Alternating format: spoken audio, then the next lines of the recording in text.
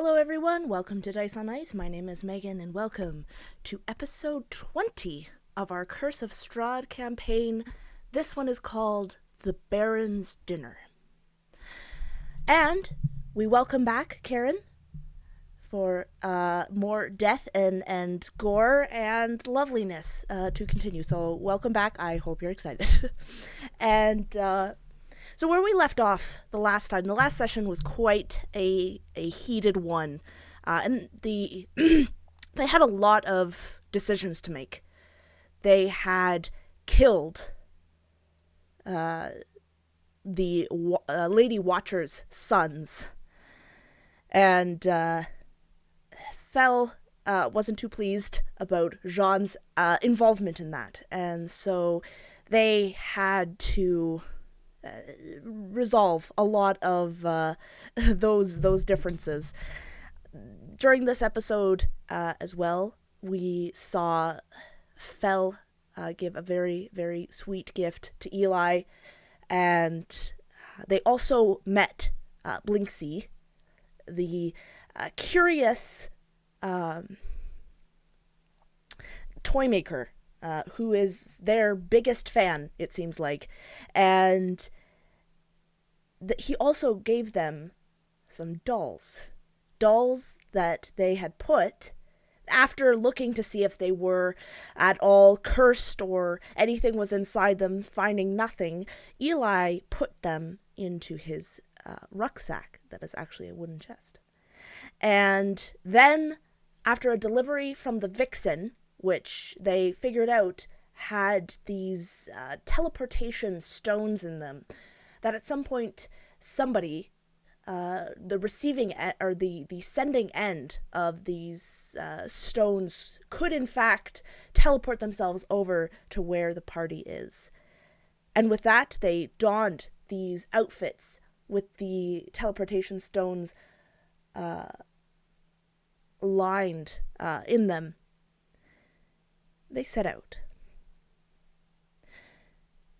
But we are not starting with them exactly, but versions of them. Something is very different. Something is wrong. Not only is it dark outside, pitch black in Vallaki, seeming to have passed several hours, but Fel, as you open your eyes, you're on the floor of the room in the temple. Though you're not quite sure, though you have no memory of this, all your pervasive thoughts and your needs are that of hunger, that of darkness. And so I want you to describe a little bit this version of Fel and what she would do upon waking up. So I imagine this version of Fel, in some twisted way, almost seems to, as opposed to the actual Fel, who definitely leans more toward her human heritage than her elvish heritage. This Fel almost seems more elvish. The ears are more pronounced. Maybe the features are a bit more angular, not so round and soft. And this Fel, as she would rise from the floor, there would be this look of utter disdain and distaste etched across these vaguely elvish features. And she would immediately conjure a firebolt in her hand, this crackling orb of teal-colored fire, and she would just storm out of the room, looking around imperiously, expecting someone to tell her how the hell she ended up on the floor, and to make themselves available to her in whatever way she needs.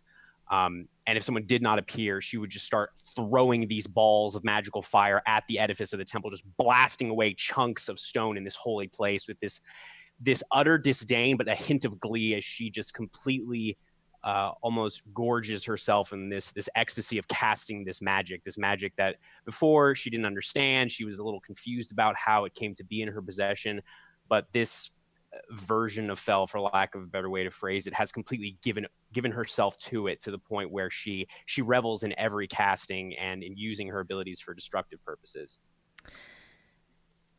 Eventually, I imagine this makes a lot of cacophonous noise as different things fall over, pottery crashes, paintings fall, stonework even begins to crumble. Some of the priests are going to come up the stairs in utter shock and confusion. Some of them call out your name and pleading you, begging you to stop, to cease, and asking you what is wrong. And Fel would turn her gaze on these priests, and they would see that her normally pale green eyes are completely flooded with black as she holds up another fireball in her hand, and she would just say, "There was no one there to explain to me how it was I ended up on the floor, number one. Can somebody answer that? And answer quickly. I'm a little..." And she kind of causes the ball of fire in her hand to shrink, which may seem a little odd because it seems less intimidating, but she would know, of course, that this is her preparation to cast a fireball spell, a much more destructive spell. So, an answer from one of you? The youngest one looks to you. We don't know, shall we get Lucian for you, Father Lucian? Yes, fetch the father. And actually, someone fetched me a pen and paper. I would like to write a message to the Baron. I think it's time we had a conversation as well. He is a terrible, terrible ruler, and I think this town deserves someone a little better. Well, go on. Quickly, the youngest starts running, and the second one there just stands shocked, almost cold, doesn't know whether he should follow or stay. A few moments pass, and Father Lucian comes running up the stairs. Fel, what is the meaning of this? First of all, that is Lady Daggerford to you. Second of all, I found myself on the floor in my chambers upon awakening. Is there a particular reason that was the case? And where's my parchment and pen? What are you talking about, Fel? You left hours ago. We haven't seen you. She would tilt her head at that, and then she would sort of walk towards Father Lucian, and as she does, that little ball of fire in her hand would continue to sort of swell to a firebolt size and then shrink down to that pea-sized orb for a fireball spell, almost out of reflex. And she would stand in front of him and say, "I do not like being contradicted. So, I was on the floor. I didn't leave a few hours ago. If I had, I wouldn't have been on the floor. And secondly, you didn't answer my question." And she would, with her free hand, her right, and she would just sort of grab the father by the front of his vestments and pull him close. These completely black eyes narrowing as she stares into his own eyes. "Where is my parchment and ink, priest?" And then she would sort of throw him aside.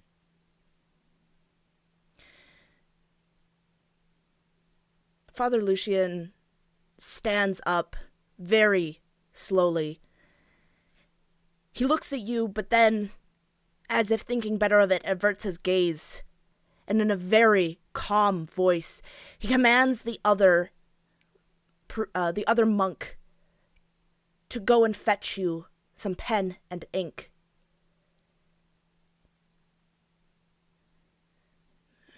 Right, I'm sure that we can work all of this out. There's no need for destruction or chaos here.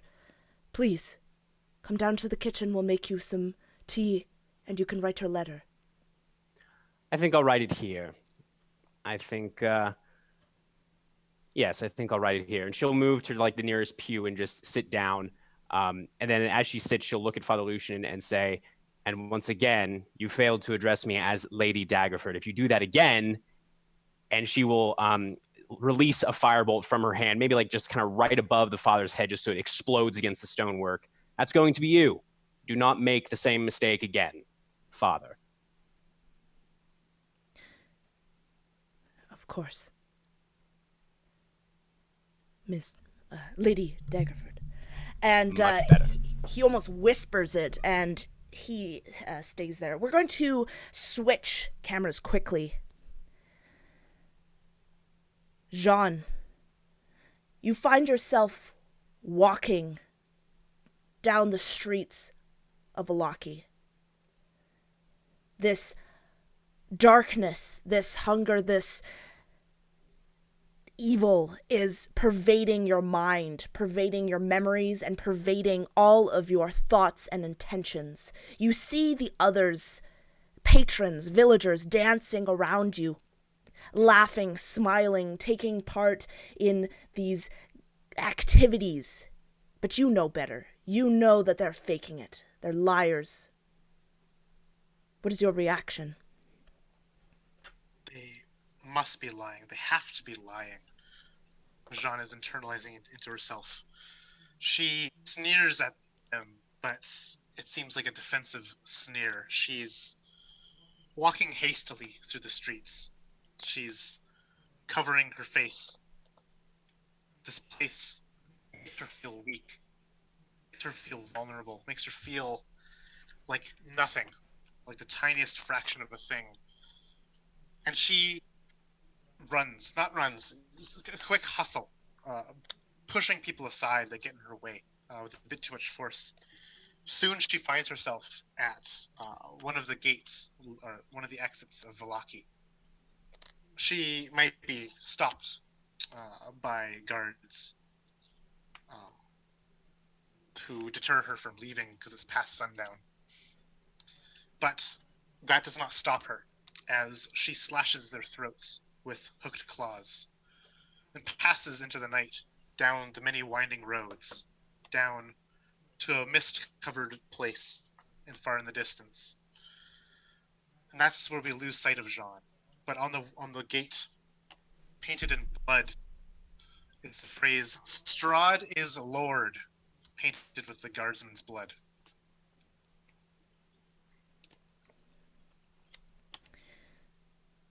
We lose Jean into the mists, but not as a stranger walks in, but as a member, a family, familial. The mist welcomes her in, embraces her. It takes her in an embrace.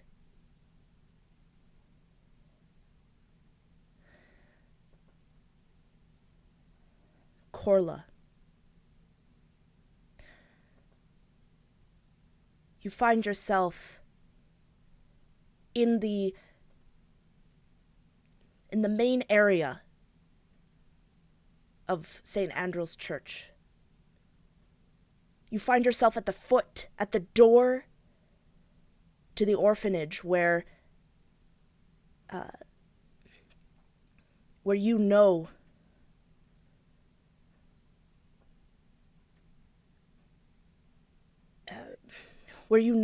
where all these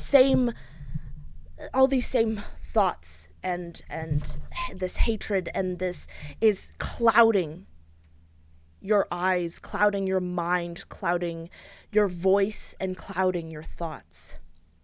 You know that Irina is in here. Do you walk in? Do you turn around and walk another way? What do you do?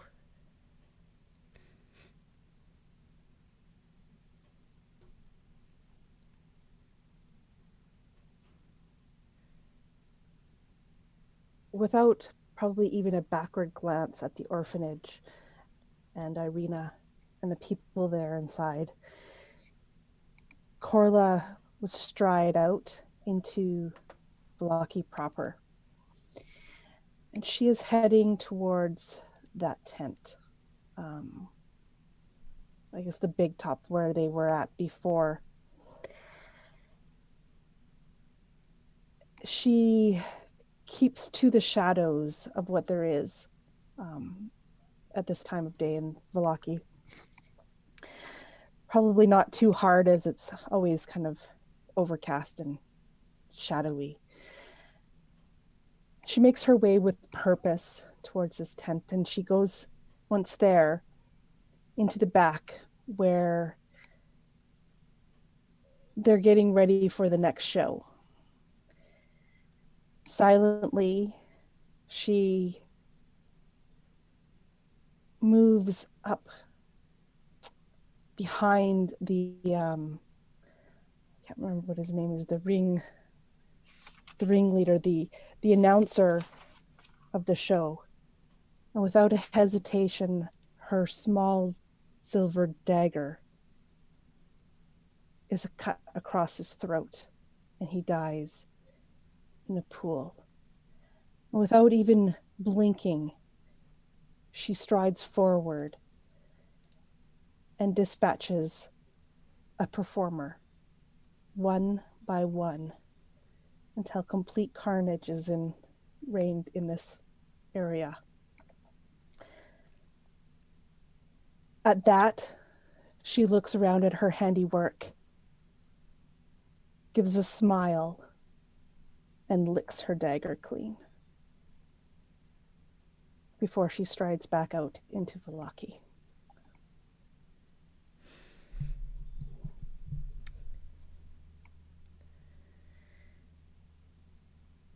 Eli, you find yourself kneeling at the foot of a tapestry. A tapestry that has the tortured souls of so many people, each of them holding boxes very similar to the ones that you had in your chest. What do you do?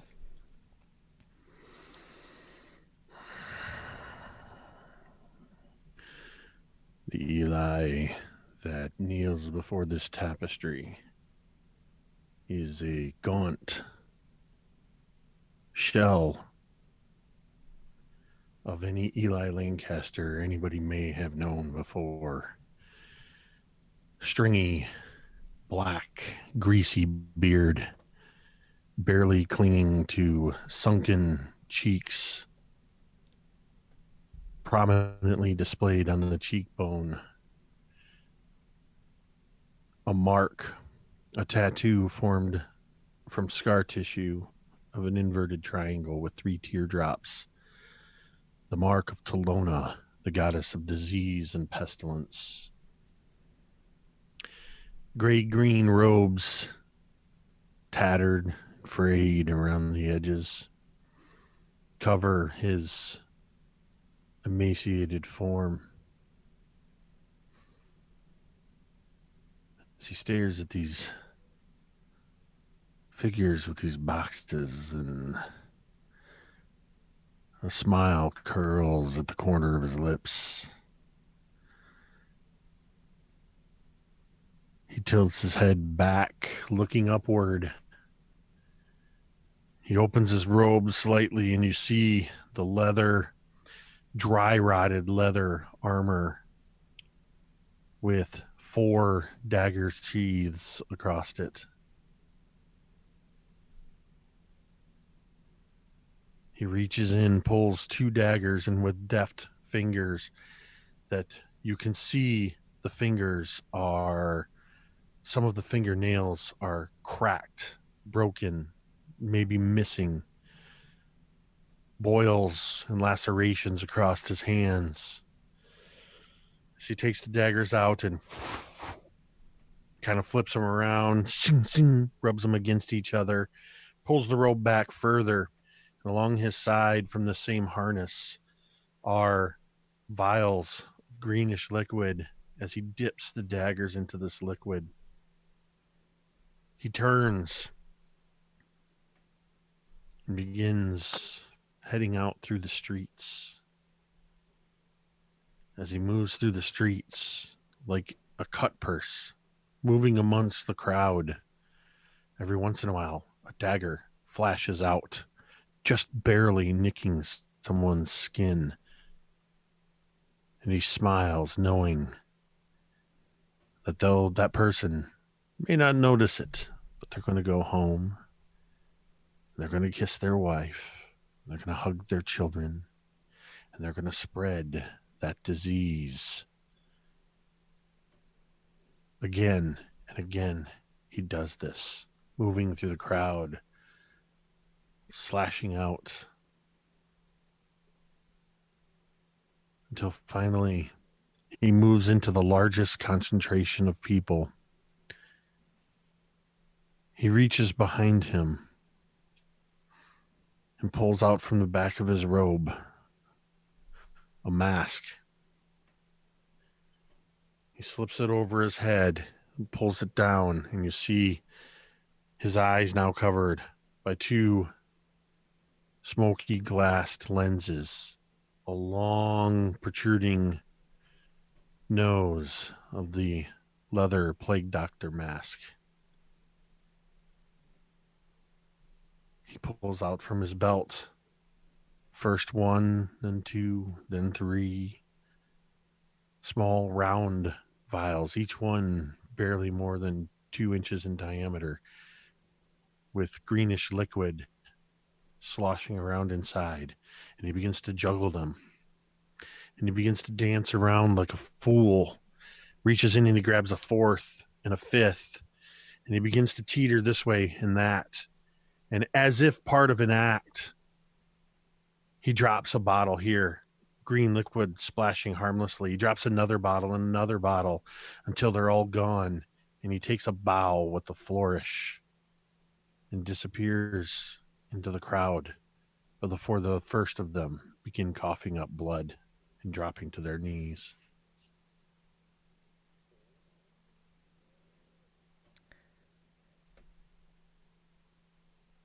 Father Lucian waits with you, Fel, until the monk comes with the pen and paper. He hands you these things. Are you sure we can't get you someplace where there is a little bit more light? I'm afraid this is quite dark for a place to write a letter. You can use my office if you would like. And Fel would turn these completely black eyes to the father and just smile. I can see perfectly fine. Thank you so much for your concern. However, I have a question for you. And she would sort of tap one slender finger against her lower lip. Which one of these monks is your favorite?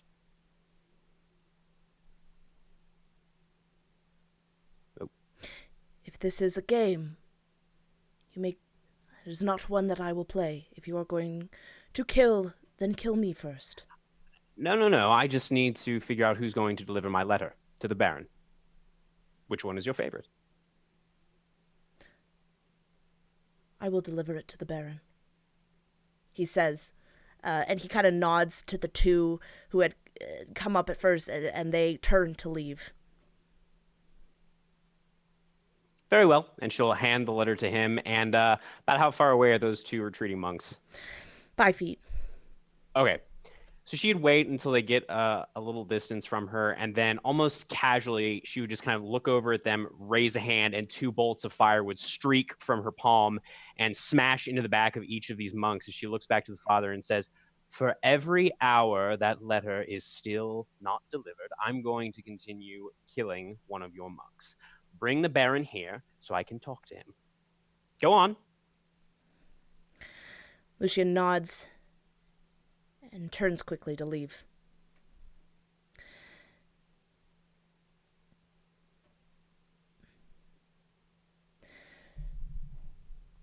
We're going to... That was awesome, by the way, guys. It was very cool. Each of you can take a point of inspiration, because that was great. Do we also get a point of corruption, Megan, or is that no? Is that Yeah. the thing? Damn it. We're going to go back. This is hours earlier than what has transpired just these few moments ago. You are all back. You are all your normal selves. You are leaving St. Andrew's Church in your fancy garb, ready to meet the Baron for dinner. Father Lucian stops you, Eli. places a hand on your shoulder for a moment. A word, if I may, before you go. Absolutely. Father, what can I do for you?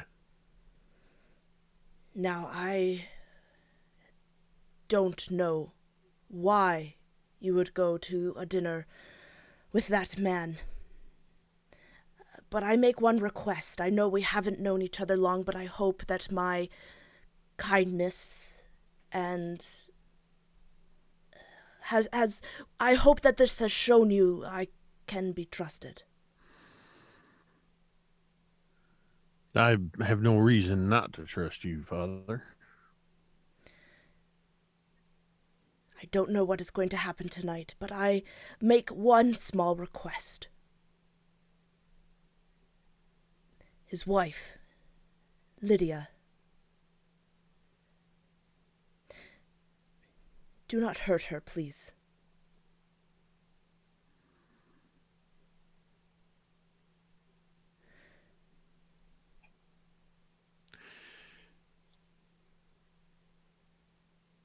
Eli looks at him for a good long minute.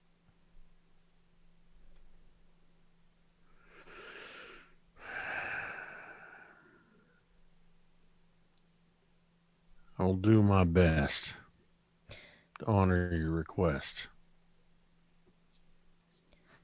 She has fallen under the Baron's... Well, no. There is no spell, there is no magic. She is a prisoner. In this house in Vallaki and in her mind. Though she says that she is not, a father knows when his daughter is in trouble.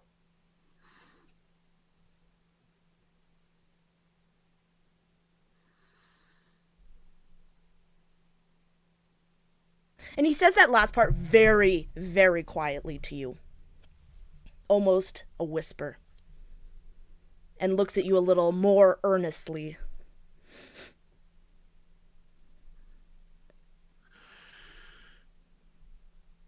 I will do whatever I can to free her.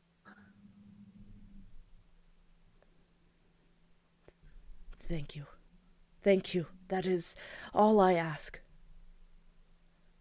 Bring her here. She won't like it. She'll fight.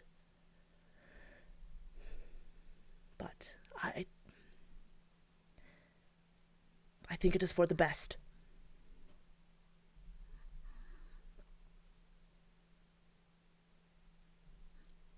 But good luck. I just nod. I just nod to him. Good luck with whatever you're doing. Thank you, Father. And a little louder, he's going to say a prayer to the group of you before you leave, and with a slight bow of his head, returns to that hall where that tapestry is. You can hear the chanting loudly and in a monotone chorus that swells through the church. So, are you all going to leave and head straight there? Fel, real quick, is going to kind of hold the finger, then she's going to go back to her room. She's going to actually put the silver dagger in her room, and she's going to put the Vistani wand in that little sheath on her leg, and then return to the group. So, question for everyone, and she's trying to keep her voice down. What exactly are we going to do when we get there? Like, Well, are we going to just kill this man, or are we going to try to talk to him first? That would be preferable. I think he's an awful man, obviously, but well, that's excuse me. That's wake up, Eli. I was gonna suggest that before we go there, we at least have a conversation about just that very thing. That's a good idea. I don't think our intent is to just walk in and start flashing, slashing blades and what have you, slinging spells and whatnot. I think we need Glad I am to to. hear it. I think we need to stay our hands, but keep them at the ready. We need to realize that we are walking into a viper pit, and with that realization, we need to stay alert. Find out what this Baron wants, what his intentions may be, see if we can understand where he's coming from and what's going on. He may reveal more to us if we pay attention. That's actually what I was thinking. Maybe we can find a way. I know it sounded like the Vixen and her people wanted to depose him. Maybe we could find some way to imprison him somewhere temporarily, talk to him that way. But I agree, Eli. I think we don't butcher this man.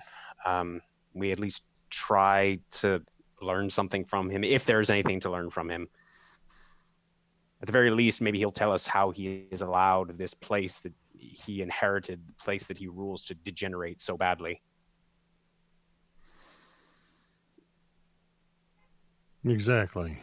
What are your thoughts, Corla? How do you feel heading into this situation, such as we are?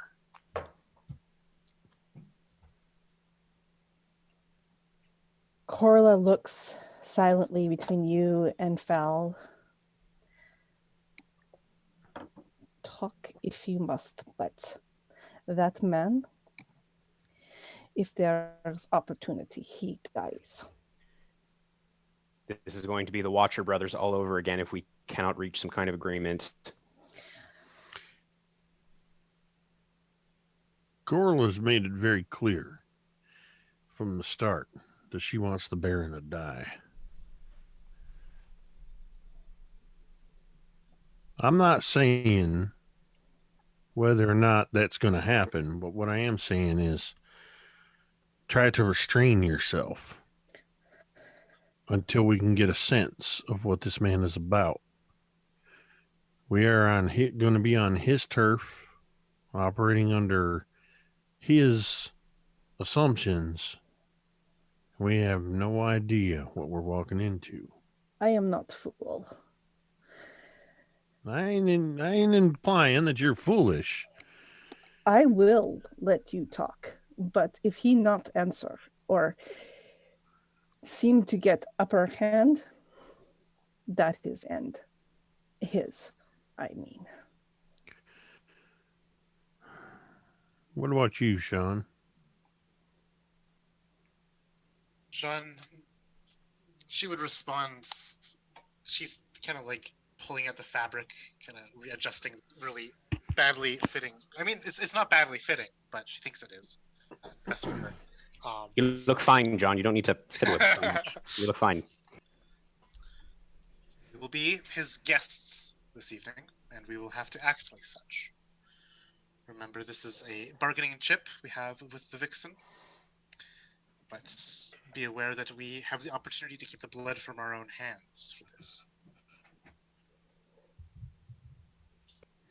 That's well said. I mean, if the Vixen and her people decide to kill him, that's their decision. But I agree with you, Jean. I think we try to adhere to the laws of hospitality, such as they are. But if he does something untoward, then we will defend ourselves like we always have. I think that's the best course. It is almost like you guys forget what he put me through. We are not forgetting what he put you through. And do not forget, it was not just you, Corla, it was also Eli. And Eli is also suggesting that we at least try to talk to this man. There is one thing as well that I wish to mention is that the Vixen has the initiative here. With these stones that I presume are what I had said they were last episode. Teleportation circle or teleportation stones? Yeah. Exactly. Mm-hmm. It seems that it's out of our hands to be the first to act beyond exchanging pleasantries or defending ourselves if that is what the Baron of this place so inclines. Seem we're a bit powerless in this way. This is a change that we've attempted to make with the Vixen herself, with her own issues. But I will not say I'm not to blame. I will not be to blame for, but this is where we are. And we are hoping that in exchange for what we do tonight, the Vixen will hopefully be able to use her resources to get whatever weapon or item Lady Watcher has. That was the bargain that we made. Otherwise, we wouldn't be doing this. We have the ruminations of an ally in our midst, and I would not wish to lose those. Fair enough.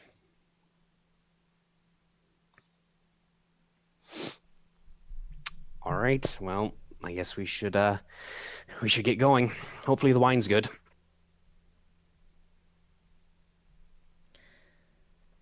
And so, yeah. Oh, sorry. Go ahead. I was just going to say, as we leave, Corla adjusts the dress that she's wearing, to make sure it covers all. What's the word I'm looking for? Any evidence that she's wearing her armor underneath, and in that there is kind of a little bit of a glint of gold, if someone is very perceptive to see, that she also hides some sort of pendant that she's wearing around her neck that is tucked also underneath the dress. She is wearing that golden pendant of the raven's feather that she was given.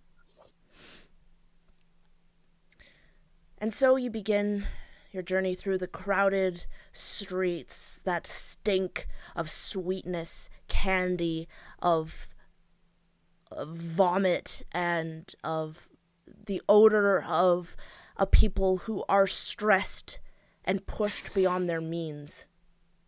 You hear the sounds of forced laughter that almost to your ears now sound like cries, screams. You make your way through the city until you come upon a familiar sight, a tiefling. He stands out very, very obviously among a crowd of humans, maybe even more so than your group does. He stands there tall, and as soon as he sees you, his grin that was already there widens. Welcome. I am to be your escort tonight to the Baron's house. Wonderful. Thank you, Sir Strosny. It's good that we warrant such an accomplished escort. Of course. You all look like you dressed appropriately for the occasion. Of course. Why wouldn't we? Do you happen to know, is it just a fine meal and then some conversation, or what does the Baron have planned for this evening? I am usually not privy to what the Baron has planned. He has many dinners, you see, and it is difficult to get them all straight. And he kind of rolls his eyes for a moment. Also, I don't really care. Makes sense. You are the captain of his guard. I'm sure you have more important things to worry about. But thank you. Shall we go? Yes. Stay close. When people know you're heading towards the Baron, some of them can get a little excited. Good to know. Thank you. And Fel will kind of shoot a look over her shoulder at the others and then start walking alongside Isaac. You start walking, and as you're heading, you see that Izek was right.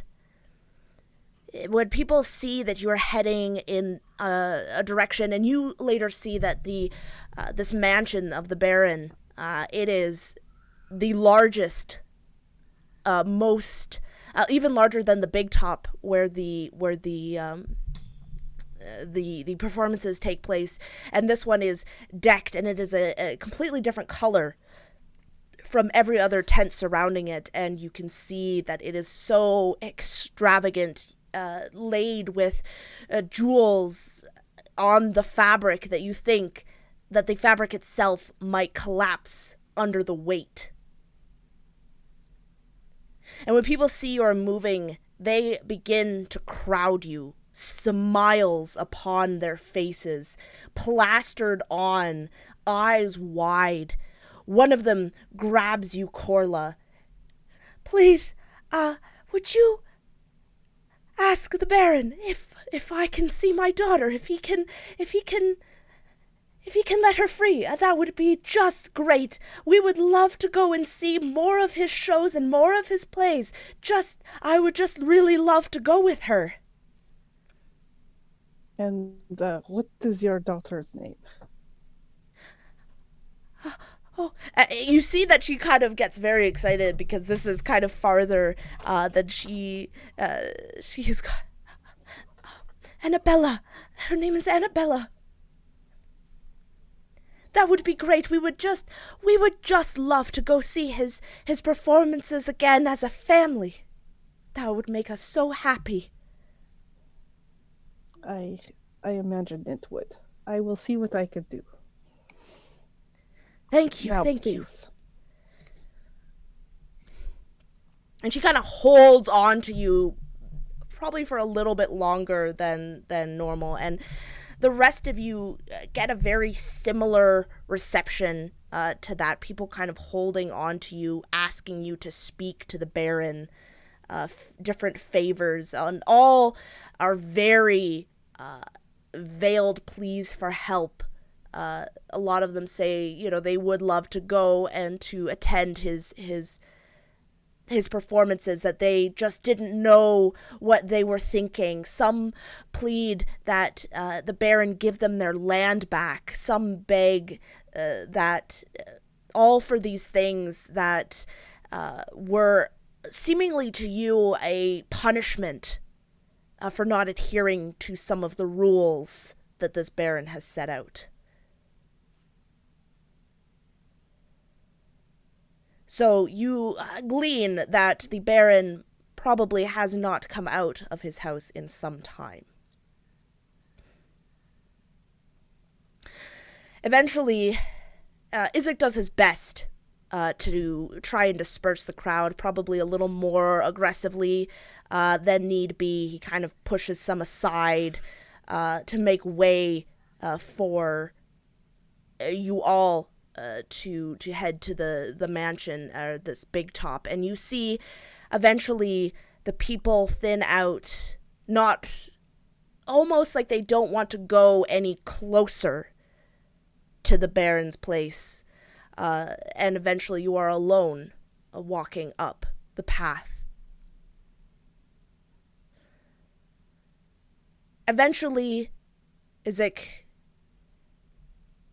leads you to the door. It's more of a heavy flap that covers the entranceway, and he opens it up and beckons you inside.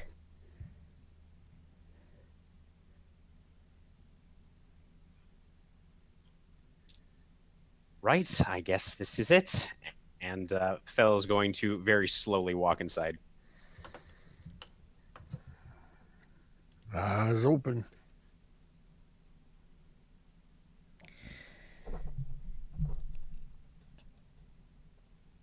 When you go in, you see that similar to St. Andrew's Church, this was a building at one point that has just been kind of covered over with this tent. Underneath is a very large building, very fine. And as you walk in, you see a woman standing there, and you all immediately recognize her.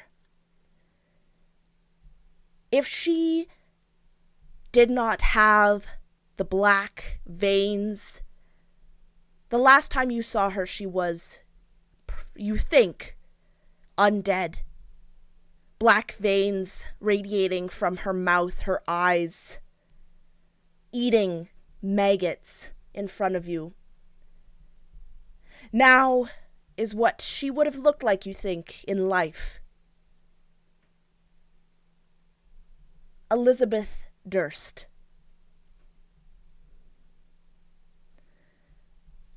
She comes up. Ah, hello. I am Lydia, the Baron's wife. And she curtsies to you all, a low curtsy, and she comes up smiling.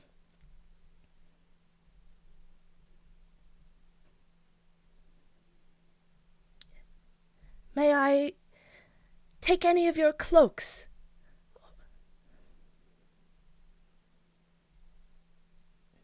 She just stands there smiling. Yeah, Fella's just sort of staring, and I think anyone that's nearby would just see these little droplets of sweat starting to trickle down her pale face as she just stares wordlessly at this specter of the past.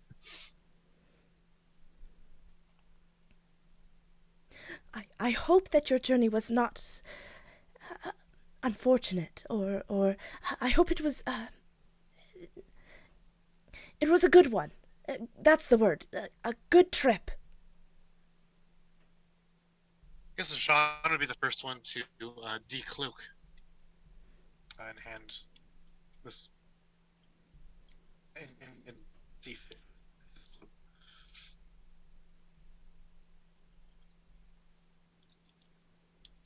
It seems that Jean doesn't quite recognize this person. Yeah, Jean, you definitely would not recognize who this is at all.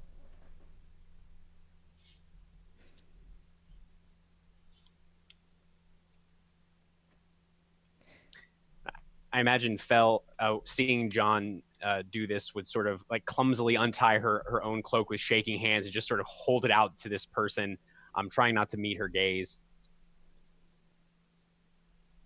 Thank you. Supper is almost ready.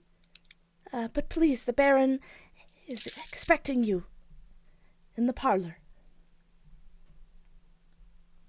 Thank you. Corla would take off her cloak and actually curtsy to this woman as she places the cloak in her hands. Lady, I will assume you are joining us for dinner, yes? But of course, I revel in many of the dinner parties that the Baron has. It is proper, the proper thing of a Baroness to do to entertain her guests. Good. We have much to talk about. I will look forward to meeting inside. And with that, she would just kind of pass the cloak and kind of pass her by.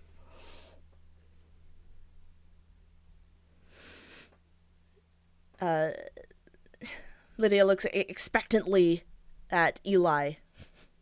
Sorry, I started to say something. I was muted. Yep. I nod very stiffly, eyes narrowed. And there's a moment, thankfully, the ladies were distracting, or at least had their attention drawn as they were handing over their cloaks. I am wearing a jacket, so I do not have a cloak to give to the lady. But there's this moment where Eli's hand twitches, and almost reflectively, it does that sort of almost muscle memory, reaching for the pepper box at his back upon seeing her. Drawing on those instincts that are still ingrained in him as a monster hunter. And the last time we saw this person, she qualified as a monster.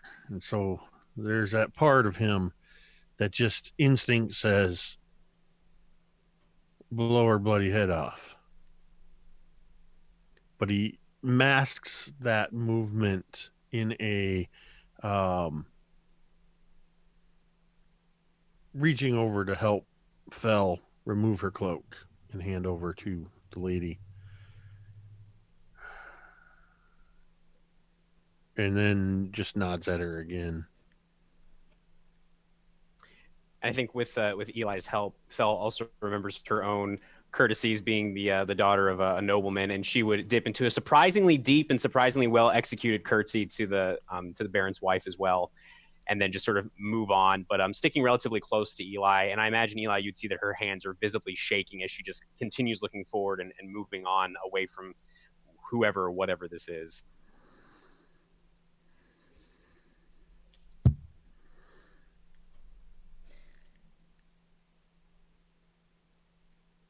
You make your way into the parlor, where you see a young boy seated on some sort of love seat.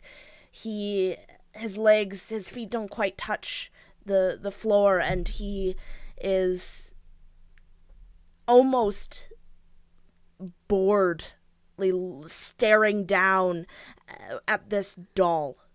And you recognize immediately, especially you, Eli, you recognize that this is a Blinksky doll.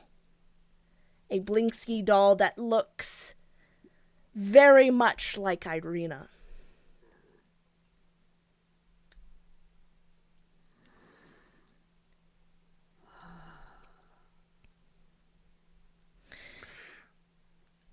I'm staying true to the plan.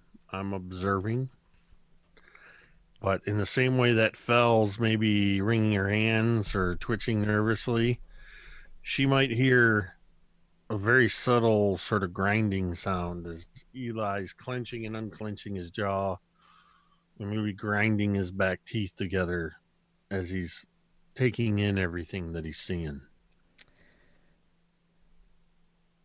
You see that, Fel, you can't help but notice a strange similarity between this mansion and your old house.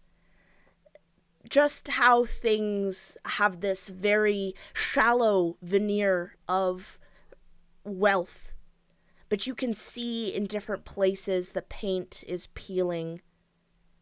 Pictures cover what you would imagine to be some holes.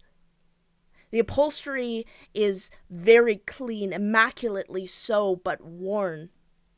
Few stains speckle on the fine wood. You see a picture very similar to the one that you had over your mantelpiece. A horse, dead, being ravaged by wolves. A soldier fallen, pinned underneath the horse in a look that has been captured by the artist that is in pure agony and terror.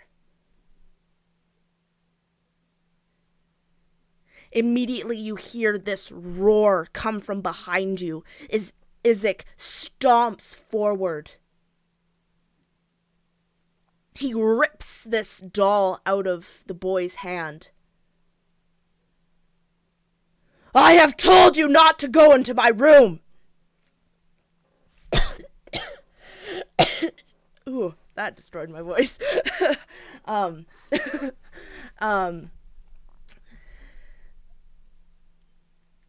You are not to go in there. Your filthy hands are to stay off of my things. It's kind of comical to look at this huge tiefling, massive, getting so angry holding this doll in his hand and getting very, very angry over it. The boy looks up, the same bored, aloof expression on his face, says nothing. As it looks to you, to all of you, kind of trying to do his best to hide this doll behind him. He coughs a couple times. Excuse me. And he goes to leave. I imagine when she first heard the shouting from behind her, Fel sort of jolted and maybe kind of bumped into Eli a little bit. And she just sort of watches Isaac as he leaves, and she'd sort of pretending to sort of like gather herself. She just kind of leaned down and whispered quietly to Eli, "What the flying shit is going on in here? This place looks this place looks unpleasantly familiar." And she'll just sort of straighten up, but again, keeping kind of close to where Eli is, her eyes just sort of darting from place to place, lingering on the pictures.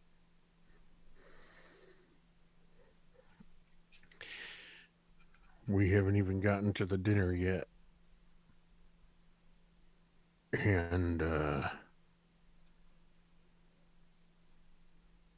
I'm already having trouble staying my hand.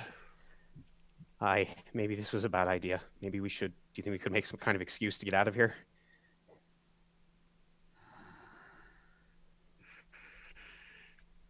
I don't. We're in. We just need to wait. If Elle wouldn't say anything, she would just kind of, you'd see her lips kind of thin into this white line. She just nods very slowly. Again, I imagine we're all just standing awkwardly in this parlor, just looking around. I think as I say that, we just need to wait. I sort of reach toward the small of her back and kind of tap where that stone has been sewn into the fabric. Just kind of without saying anything, but hopefully Fel's catching what I'm saying about waiting. And then I'm glancing at Corla in particular, and Sean, but in particular Corla, just to see how they're maintaining themselves in the situation. Corla looks remarkably composed, which, since you've spent time with Corla, means she's probably very angry, and she's not showing it. And she just stares at you, Eli, and catches your eye.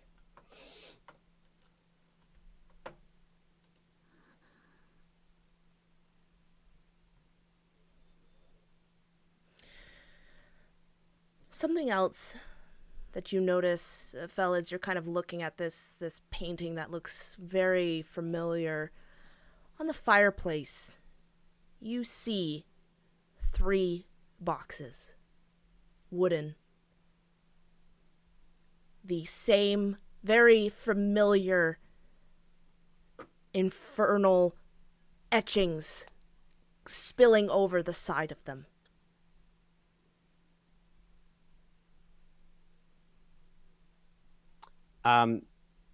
So Fel will very reluctantly sort of move away from Eli and the others, just over to the mantle, and just sort of kind of peek at the box to see if there's any names etched into the top, or these have not been attuned, so to speak. You, in fact, see a name on each of the boxes. You see Vargas Velikovich. You see the name Lydia Petrovna, and you see the name Victor Velikovich, all etched in and intertwining with these runes. It's Lydia Petrovna, not Lydia Petrovich? Yes. So, this is kind of a European, I guess, last names, which is what this is based off of. Some, like, oftentimes the woman would have a different last name than the man to denote the fact that it's a woman, even though they're related, if that makes sense. Oh, okay. No, it's totally fine. I was just checking to make sure it wasn't Father Petrovich's daughter whose name was on the box, because I know his daughter's name was also Lydia, I think. is what he Yes. told Eli. Yes. So you would know from, I think that you would probably know this. This is a very common thing for the woman to have a very similar last name, but often ends in an A. So it would be, Got it. yes, it would be the Okay. same last name. But yeah, males end in ich, women end in ah. You know, you learn something new every day in this horrifying, horrifying place. So yeah, Fell would sort of look at these names, and then she kind of walk back to Eli, trying to again keep her composure, which looks like it's, you know, on thin ice as far as that goes. And she would just very quietly say, "So there are names on those boxes: Vargas Valakovich, Viktor Valakovich, and Lydia Petrovna. Father Petrovich's surname is Petrovich, obviously. Does he have a child or a relative or something?"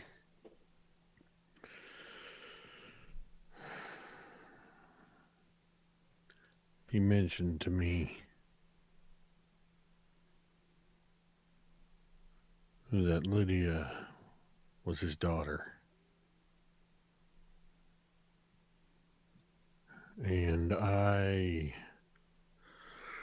before I knew who she was, implied pretty heavily that we would save her and bring her back to him. Where is she now? That's her, I think. And I imagine Fell's face falls slack for a moment, and then her eyes narrow, and she looks back at you, Eli. But that doesn't make any sense. That's I'm going to stop you right there. yeah. Things stopped making sense long before we walked through these doors. Right. And I don't think they're going to get any closer to sense as long as we're here. I can hear you, you know. I have ears. And you hear that this is the boy that is speaking to you. What does this boy look like, Megan? He is small, kind of stocky in the kind of, he is definitely nobility sense, well-fed, jet black hair, does not look like he would be the son of the woman claiming to be Lydia at all. He is very dark features.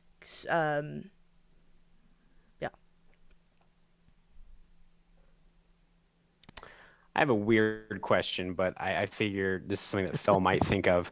So, has she read, since she's read a lot of different things, obviously, but a lot of arcane lore as well? Would she have chanced upon anything about spells or objects that could allow people to sort of be like reborn into new bodies, but it causes the host body to start to resemble their old selves, if that makes sense? Like some kind of reincarnation, but it almost like takes over the host body if there is a host body involved. I know it's very specific, but I'm curious. If you have, I'm not going to make you roll for it, because I'm just going to say if you have that, it is probably so obscure that it is mostly implicated in myth. Makes sense. Yeah. Okay. Yeah, she would just kind of file that away for later and look at this child and say, yes, sorry. What's your name? I'm Victor. Victor. Valakovich. Uh-huh. You know, Baron's son. We are newcomers to Valaki, Victor, but it is very nice to meet you. And she would dip another curtsy. At that, you would see Victor's eyes immediately light up. He becomes very animated, very, very quickly. What? You're not from here? Where are you from? From outside of Valaki. Nowhere in particular. Outside? Mm-hmm. What's it like?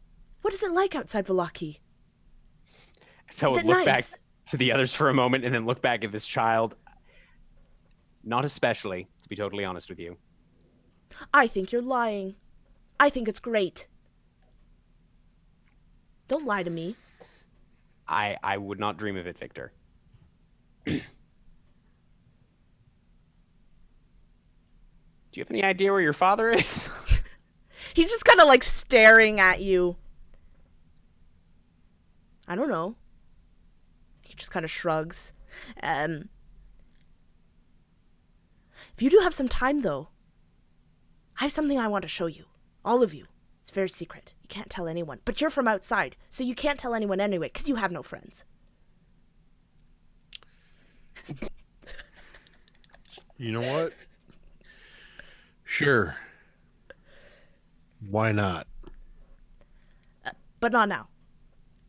Father wants to, I don't know, show you some of his something. Dinner and...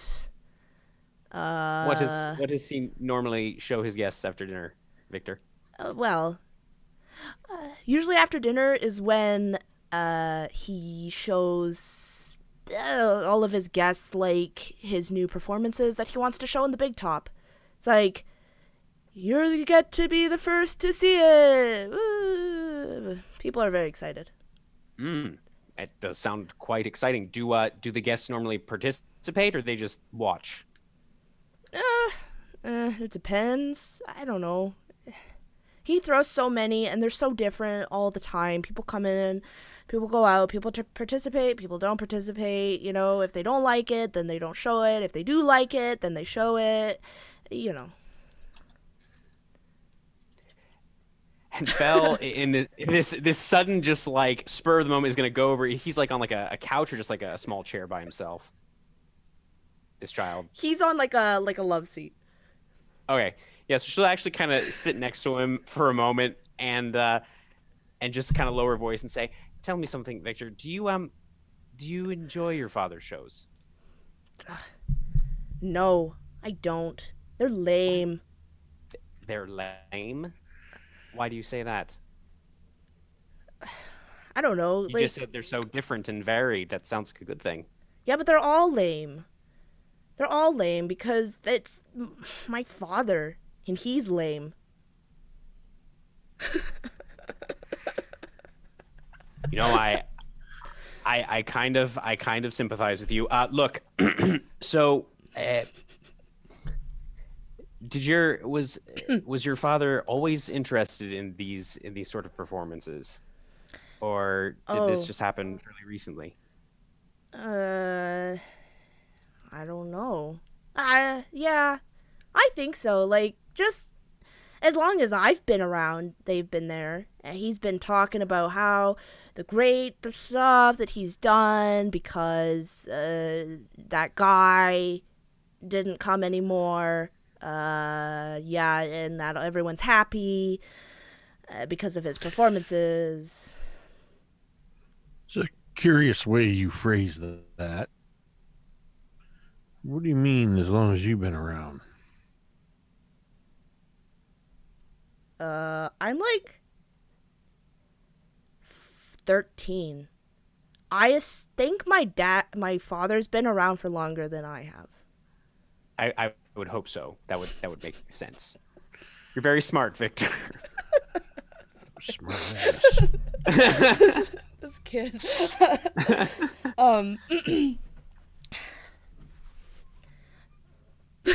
but like I hate it here. That's why I want to go to the outside, because the outside is so much better than here. I want to leave. You and me both, kid. Oh, you know what Really? they say, Victor? The grass isn't always greener on the other side and all that. I think I found a way to leave. How's that? You have way out of here? He's kind of like looking around, and he comes up. He's like, yeah, I found an old spell book. Has a spell in it that I've been learning, and it's gonna take me far away from here. Far, far away. Is that what you wanted to show us later on the book. Yeah, I think I'm almost done. And Fel will look to Eli, then to Corla, then to Jean. I don't suppose, I mean, I know we're waiting for your father. I don't suppose you could show it to us maybe a little before, just like a peek, you know? Really? You want to see it? Yes, I would not be opposed to seeing the book. Yes, it sounds intriguing. It does. All right. Okay. All right. I could, we need an excuse. Something to say to mother and father that they'll leave us alone for a little bit. I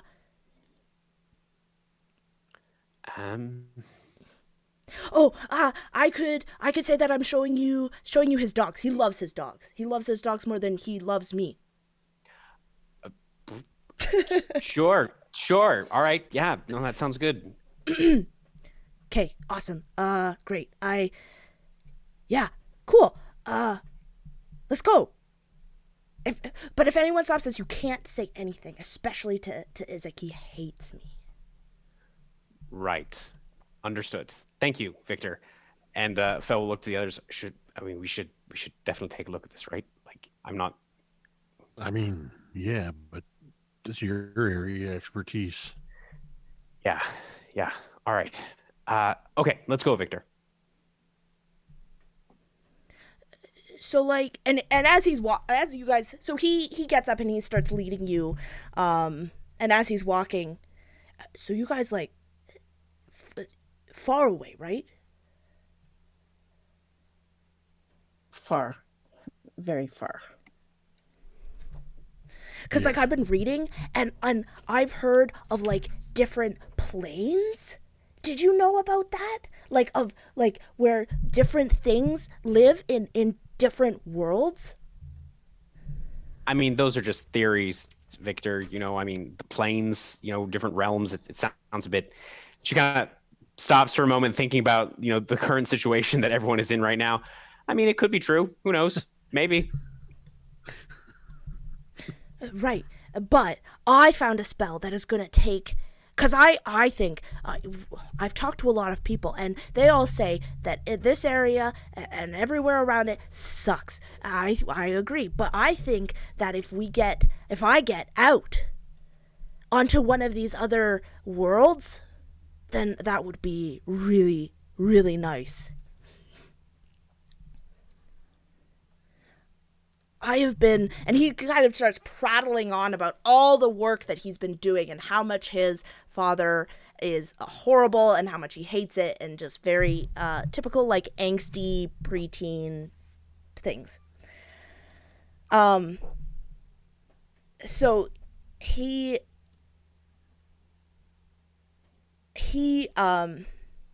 leads you to this door. And this door has no one stops you. You don't run into anyone. This place seems to be quite devoid of servants, the amount that you would normally think would be in a mansion such as this. And you see a door, and he points gleefully to it. So one of my first spells that I did here was right there, and he points down, and you can, everyone make for me an Arcana check, please. Oh, this will go well. Ooh, that'll be a 22 for Jean. That will also be a 22 for Fel. That will be a 17 for Eli. 15 for Corla.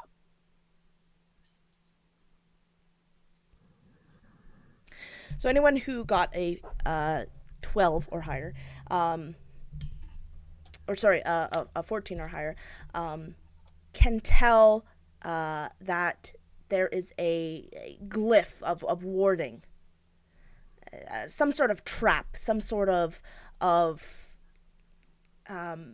sigil etched and slightly, very, very faintly glowing as he kind of touches it. He's like, if anyone besides me tries to open this door, they get a nasty zap.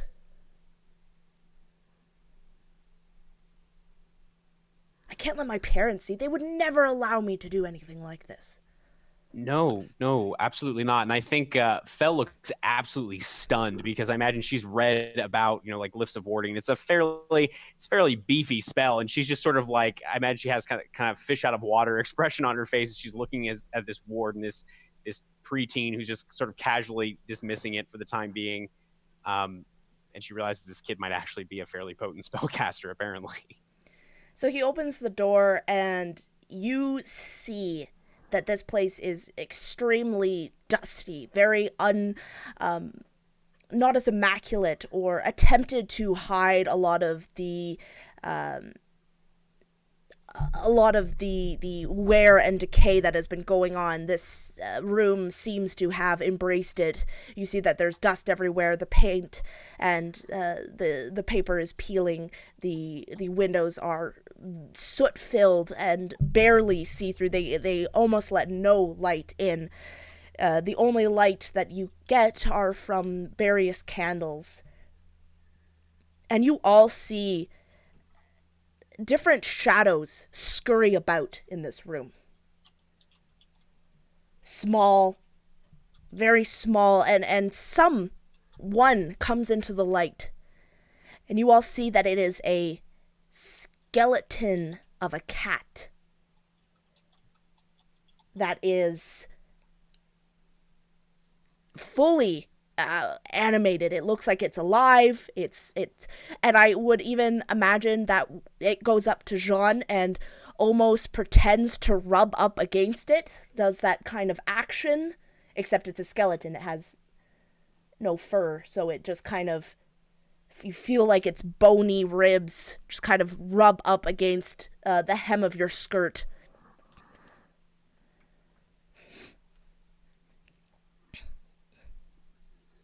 I've been doing some other testing, and these are my cats, he says kind of sheepishly. Were they always like this? No, they were alive at one point.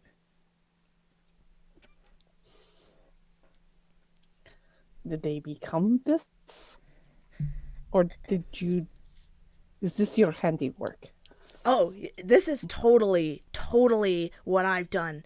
I went around and I asked a bunch of different people if they had cats and where they buried them, and then at night I went and I dug them up.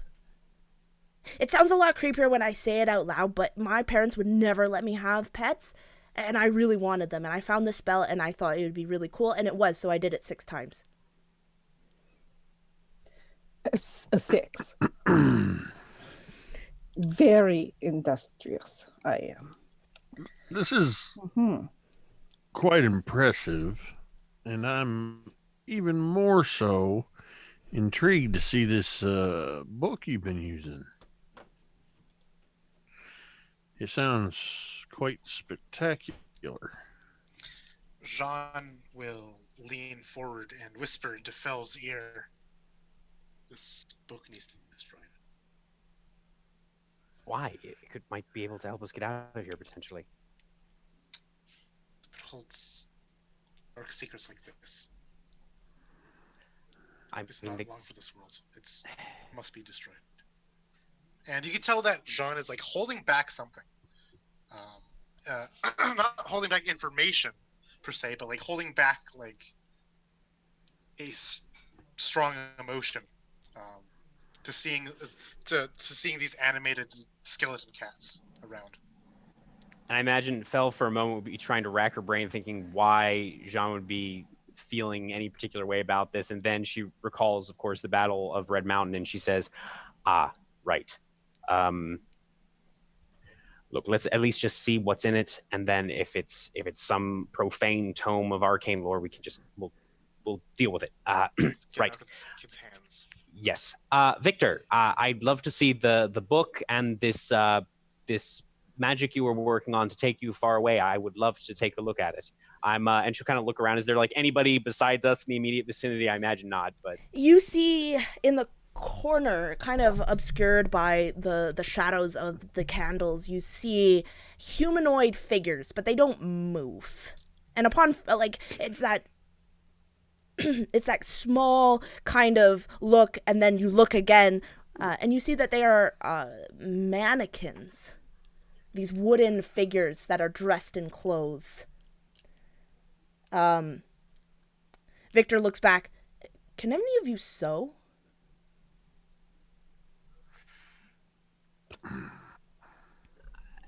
I have a bit of needlework skill, I guess, but not very much. Why? In the books, like, every wizard has a cloak and hat, and I tried to make myself one because I'm a wizard, obviously, and Obviously. But I got bored with it, and I kept pricking my finger, and it began to hurt, so I stopped. So if you sew a cloak for me, I'll let you use my teleportation circle after I've shown that it's worked.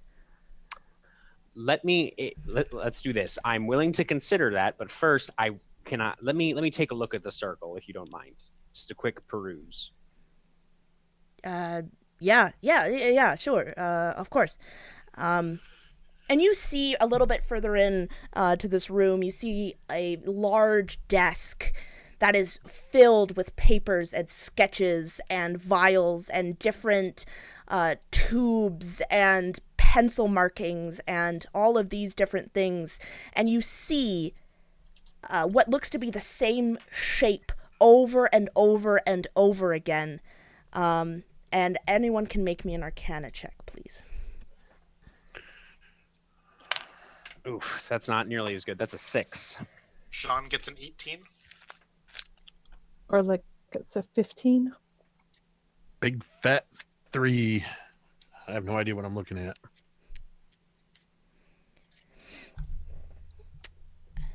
So anyone who got a 15 or higher knows that this is what looks to be the beginning of some sort of teleportation circle.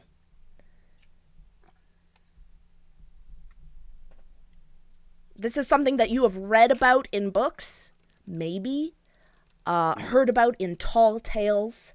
This is definitely something of myth, something that is very unheard of. So has he actually started on the work of like etching or painting the runes on the floor of this little workshop area, or is it all just sketches at this point? So What we can see.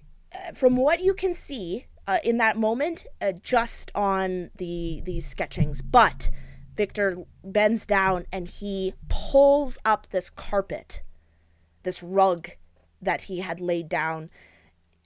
If my parents somehow got past that glyph, I put this carpet down so they wouldn't see. Pretty smart, right?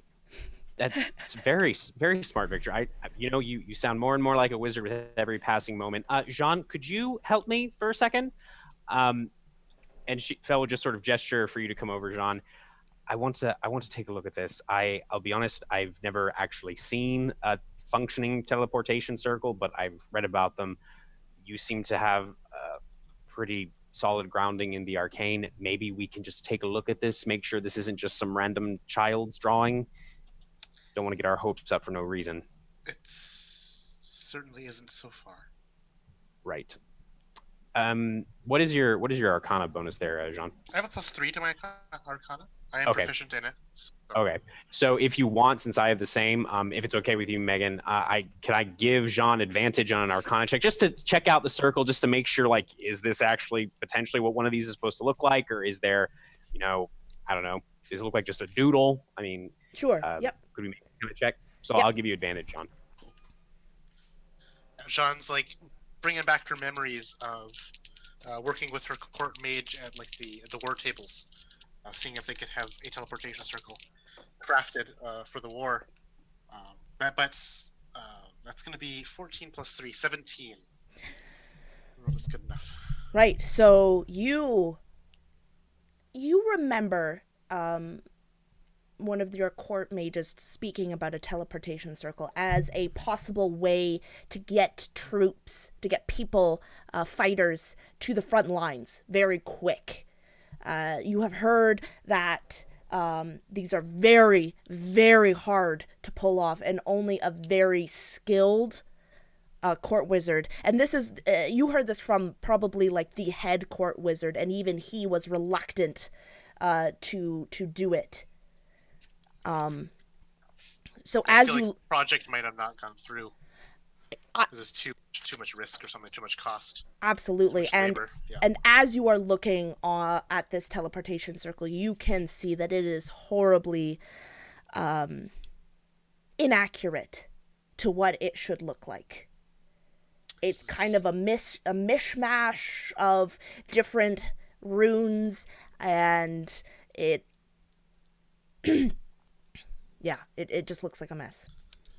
And so I'll kind of like whisper to Fel, I haven't seen a functioning circle, but I know this one isn't it.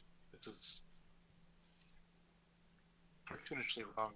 These sigils here don't prescribe to the same properties as these ones. And kind of like she almost like finds herself blabbing into a bit of like arcane lingo that probably even exceeds your knowledge, Fel, as she's absorbed some of the stuff from, you know, these wizards that she had to deal a lot of stuff with. And then if I'm losing you, she'll like kind of snap back and like it's a child's drawing, or at worst, completely dysfunctional and could cause havoc and ruin.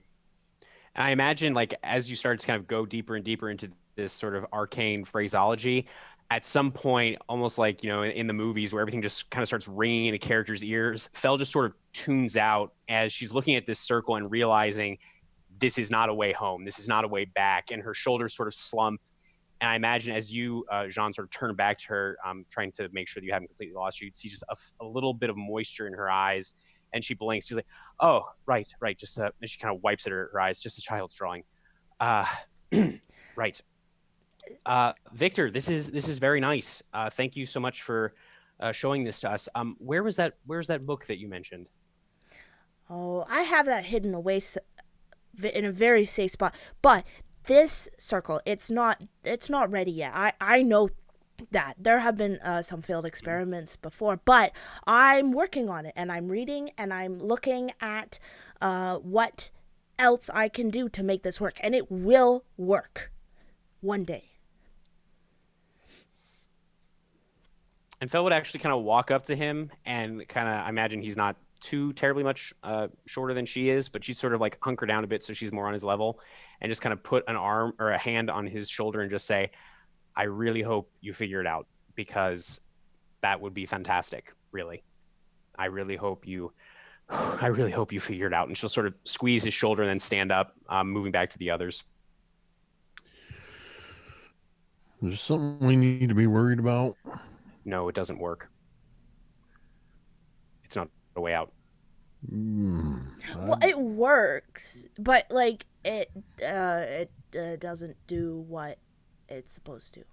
You just need more time. You know, these things take time. Well, hold on a minute there. What do you mean? It doesn't do what it's supposed to do. What does it do? Well,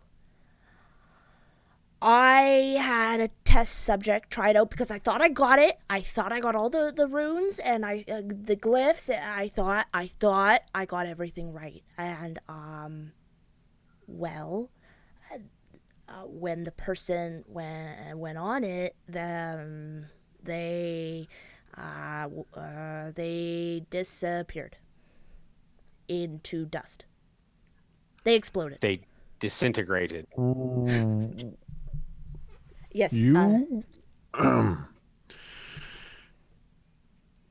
you had a person, A volunteer. I'm gonna inside check that nonsense. Yep, definitely. Oh, that's actually really good. That is a 19 plus 0, so 19. Yeah, he's full of crap. He's full of shit. Like, he is lying. This That person, wasn't a volunteer. you think that they were not as willing as he's trying to portray them as. But he feels, with that, you also see that he feels a tremendous amount of guilt and pain. And, like, he was honestly trying to think that this works, right? Like, it wasn't a nefarious thing, but it wasn't anything nefarious. However, maybe the way that he coaxed the person on, that something doesn't seem right. Gotcha. Well, if you don't take risks, you don't learn, you don't grow. And I hope you put what you've learned from that to good use, I guess. So this is what I'd like to say, the fruits of your labors. But where's this source material you've been studying from? It's under my bed. I'll get it. And Do you eat? Oh, go sorry, ahead. Go ahead. No. Do we need to head back to the parlor at some point? I mean, I'm more than eager to look at this book, but I don't want you to get in trouble, Victor, or us to get in trouble, obviously. Oh, yeah. You're probably right. You would not like my father when he gets mad, and he gets mad a lot. So, yeah, maybe you should go. I'll show you the book after dinner. All right. Can you take us back the way that we came? Yeah, you have to promise in front of my cats that you will not tell anyone. And if you do, my cats will know, and they will attack you. You have to swear it. I swear, I won't tell your parents anything that we've seen in here. Thank you for showing us, Victor.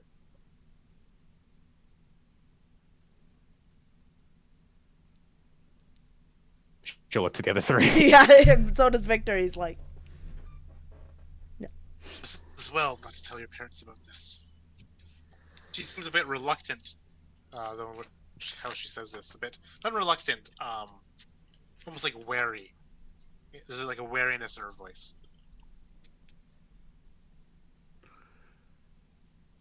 I don't say anything, but I pantomime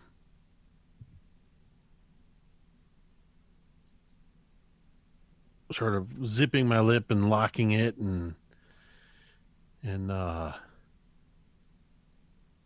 even go so far as to pantomime handing him the key.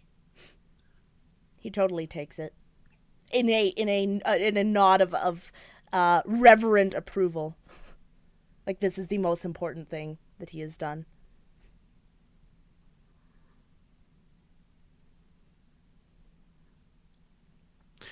If Fell or anybody happens to look, my left hand is slightly behind my back and my fingers are crossed. Fel rolls her eyes.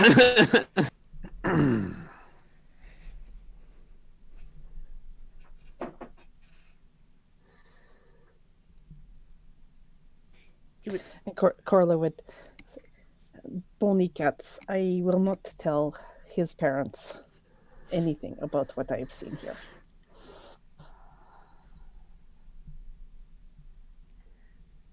Then Victor would look to you, Jean.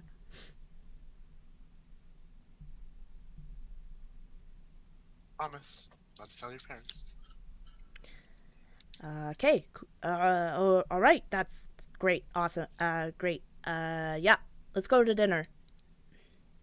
And you can see that he's kind of put back on this bored, aloof expression, plastered back on his face, as he ushers you out and closes the door.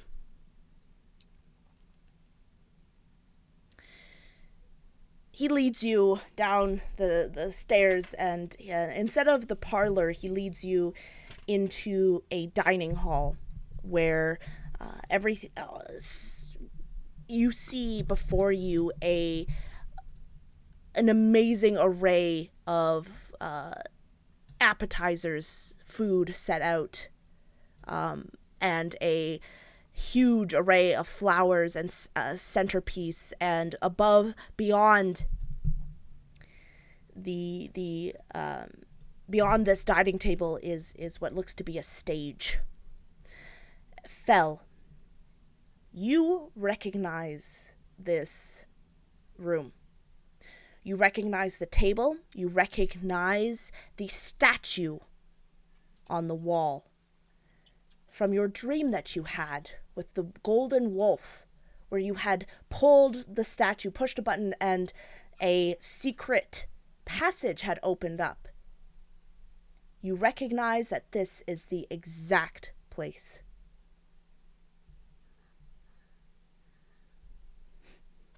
Yeah, she wouldn't say anything for now, but she would sort of be glancing constantly towards this statue, whatever it depicts. And that is where we're going to take a quick break for 10 minutes. This has been a roller coaster already. All right. Thank you, everyone, watching, and thank you to my players. And we will be back in about 10 minutes, and the dinner can begin. We'll be right back, everyone.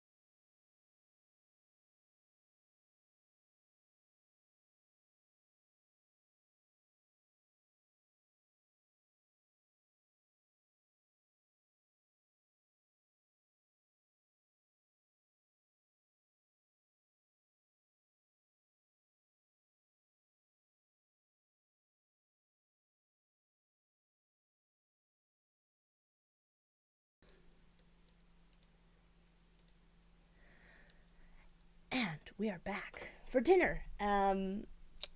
So Victor comes in and he leads you into this dining room. Fel, you know this is from your dream. And then Victor takes a seat, and hanging off of each of the chairs is a porcelain mask. And he takes the mask, and the mask is completely snow white. Holes cut in for the eyes and the nose, and a huge grin. He looks at you. You should probably put these on before Father comes. He gets real mad when we don't have these on. Is there a particular reason why he wants us to wear masks, or why he makes people wear masks like this, Victor? He says that people can't smile when they eat, so this way that they're always smiling.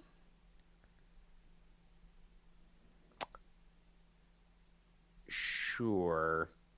Fel's gonna walk over to an empty chair and kind of look at the mask. Could you make some kind of like investigation check just to see if there's anything weird about them? Sure. Yeah, absolutely. Anyone can if they would like. That's a 14. 14 plus nothing. 14. I got an investigation of 18. Jean is way too out of it after seeing skeleton cats. I got a natural 1 for a total of 1. Yeah, something else has caught Corla's eye. She got a 9 while investigating these masks, so she's probably thinking and reminiscing of the look that they potentially are showing.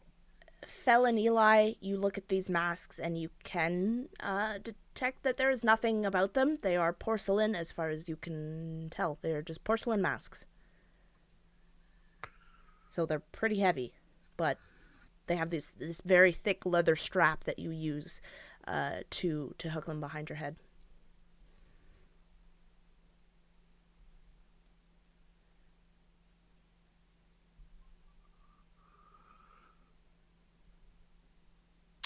Well, they seem fine.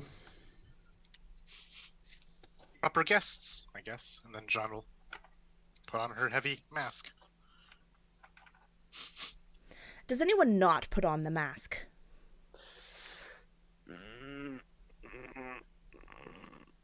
I'm not putting the mask on. I'll actually say that to the others. Why not? There's a fine line between following certain rules of protocol, as I'm sure you are aware, Very much so. and dressing up in the regalia of what could be a little more than a cult. On principle, I can't put this mask on right now. Well, I look at this as the opportunity to hide one's actual expressions when we see the Baron and talk to him. That's a good point. And we are guests here, Eli. Just because you don the regalia does not mean you are a member of a cult. I would remind you that a child has told us to put these masks on. And we both looked at them, and they seem fine. That's great, but it also could be little more than a prank. Do all the chairs have masks hanging from them, Megan? Every chair, yes. Every chair has a mask. At no point in our invitation or in the instructions from the lady of the house or anybody else were we told to put the masks upon our faces. For the time being, I will abstain. And while there is a certain... I can't disagree with what you're saying, Corla. There's also something to be said when you're sitting around a table, and whether you're engaging in conversation or you're playing a friendly game of cards or tossing the dragon dice, and being able to Read not only your opponent's expression, but see how they react to your own expression. I'm not saying I'm going to refuse entirely, but I would like to meet our host before I put this mask on. You are all free to make your own choice.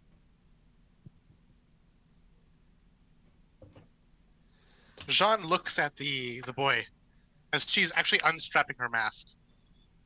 This better not be a prank. She'll kind of say, not in an accusatory way, but kind of like like not even a "I'm sick of your shit" kind of way. More like, "Come on, like better" kind of tone of voice. This better not be a prank. Victor just like rolls his eyes and shrugs. Your funeral. I think Corla would roll her eyes back at him, kind of like in solidarity, shrug, and put her mask on. And Fel would look at you, Eli, and just say, "In a land gone mad, the insane man is king. It would behoove us to at least attempt not to set him off before we have learned as much as we can about what's going on here. Please put the mask on, Eli." It's a chance to gain his favor. Little chances exist. You're a hunter, right? You have to lull your prey into a false sense of security, or it's an option.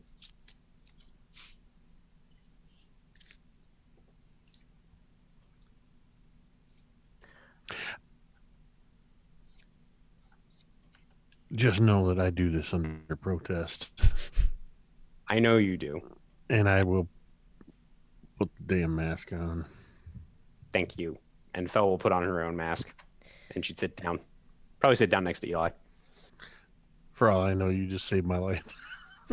She didn't want to see you ended up on hooks again. You and Corla both. The Baroness, Lydia, enters. She comes in, she dons the mask. She looks at you. "Oh, I am so pleased that young Victor here has told you to put on the mask. They are so lovely, don't you think? I made them myself."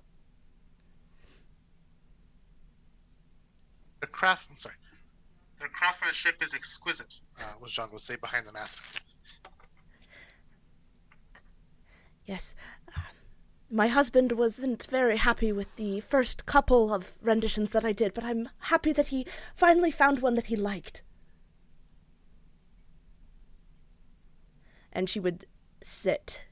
I couldn't find you for a while to invite you for dinner. Hopefully Victor did not bore you with his talk. No, not at all. You have a very intelligent son. I'm curious, Baroness, if you don't mind my asking, does the name Elizabeth Durst mean anything to you? What the hell are you doing? The dirt... It's just a name I heard in the streets of Wallachia, and it was mentioned a couple of times. I was just curious if you knew why people would be talking about her. No. The Dursts have been dead for many years. They're from Barovia, the village, correct?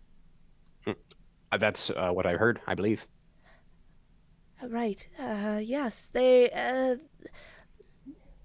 I last heard their house burnt down. It burned down? Yes, many years ago.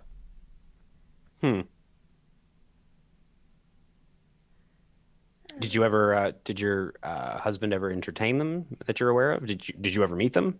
Or... No, I never had the pleasure of meeting them. You must know, there's not many travelers between the village and Vallaki. Yes, that is what we've been told. I was just curious. As I said, I had heard the name on the streets of the town before. I was just curious. Do you know who said it? I mean, it might have been one of the buskers. There's so many merchants in this city. You can't really swing a cat without hitting several of them. Oh, yes, the Baron has made this town into a booming economy, hasn't he? Everyone is so happy and plentiful here. Don't you think? Fel's just going to nod, not trusting herself to speak. The door opens, and a man walks in, smile beaming. The smile is so wide that you can see almost permanent wrinkles in his mouth, deep on his cheeks, these deep fissures of skin that look like they haven't been moved in ages. He looks very, like I said before, if he was an animal, very weasel-like, and his face very angular and pointed. He has a very large widow's peak, and he wears the colors that do not suit his pallor at all. He has this almost grayish, sickly-looking skin color, but his robes, his colors almost echo that of the Vistani. Bracelets and various necklaces all dangle from his chest and his arms, and he wears very colorful items. However, it looks very, very wrong on him. The Vistani wear it as a sense of pride and of their culture, and it's almost like he's wearing someone else's skin, their personality, trying to put it on himself, and it just doesn't work. And he comes in with this flourish. Behind him, 5 guards come marching in and kind of station themselves at the various entry and exit points to this dining hall. Hello. Welcome. It has been so long since I've seen you. At your last performance, that I might say was magnificent. Absolutely something you could die for. And he comes in. I've heard that you are taking to Vallaki quite well. He sits down, and he dons the mask with this eagerness.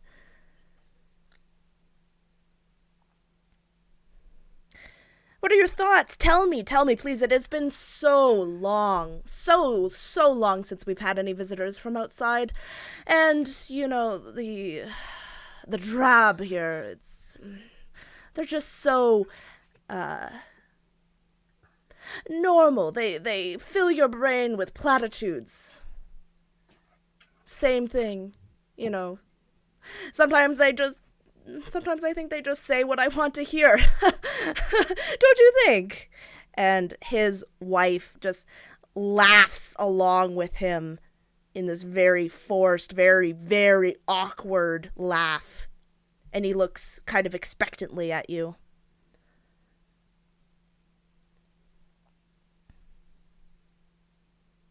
Orla will just stare at him with that mask that she is wearing.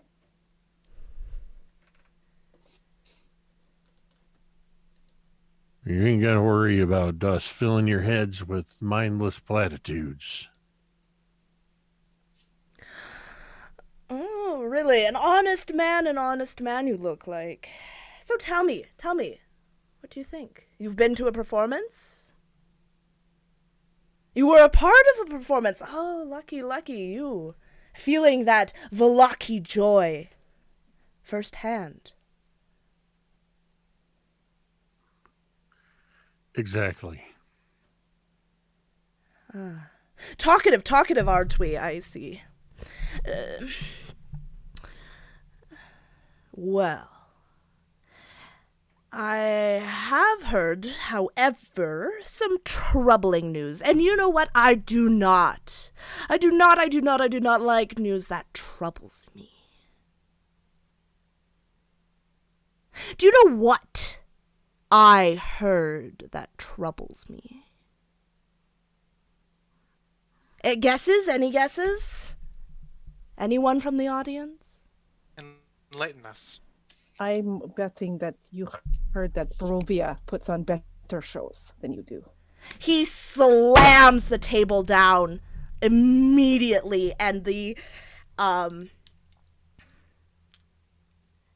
soldiers kind of come to attention, and he stands up and I will burn that god-forsaken place to the ground if I have to. Better than me. No, I don't believe it. 'Twas a jest, Lord Baron, one in very, very ill taste, and Fel will sort of look over at Corla, just shake her head for a moment, and then look back to the Baron. There certainly is no entertainment in this valley like the entertainment here in Balaki. You are an astute young lady. Now, Thank you.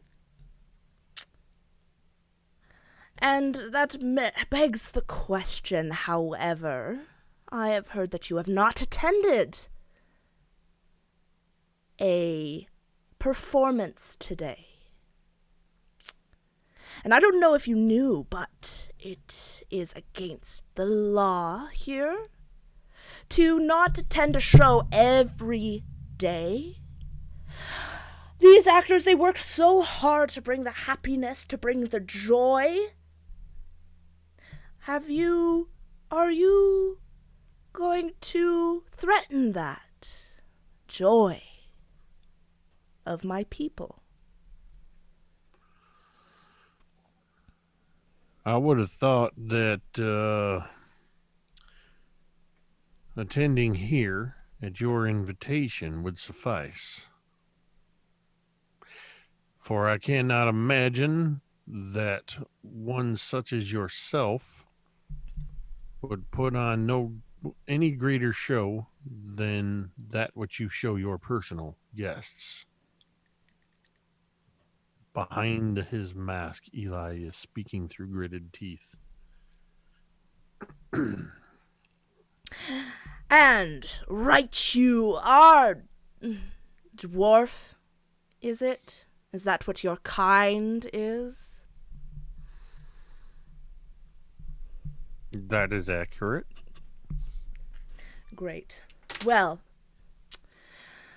you see, as soon as I heard this travesty, I knew it must have been some sort of oversight on your part. Perhaps you were too busy taking part in the various street festivities or too excited to come to be graced in our presence that you forgot. That is what I'm going to assume. And in that case, that is why we shall have the performance before dinner.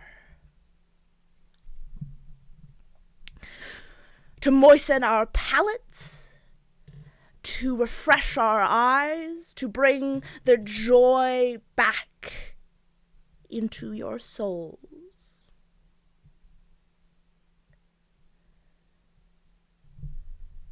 So, let us begin. If there is no further introduction, this is something that I have been working on for a while, and I wanted to show you, and I think that you will enjoy it too. Too long have people been going against my rules. I don't believe they have been punished to the extent that they should be. chased out of town to be eaten by wolves, put in the stockades for a few days is all very blasé. It gets rid of the joy. It gets rid of the possibility for other people to have excitement in their lives. So I say, why not kill two birds with one stone? Entertain the masses, and get rid of these naysayers, these spies, these heretics. And he claps. And on the stage, three servants wheel out 3 doors. These doors have no backing to them, seemingly. They're on these wooden, they're on these large wooden carts, and they attach small wooden stairs to them to lead up to these doors. And painted in bright blue paint on each of these doors is the following: slow, fast, and fun. And then, in front of these doors, 3 more guards bring out 3 people who have cloths over their heads. They're shackled. And they put them down on their knees in front of these doors and in front of you all. One by one, they slowly lift the hoods of these people. The first one, a woman. A woman who you all recognize as Greta, the woman who had escaped from Vallaki, who was begging for your help, who was bitten, and whose husband had died.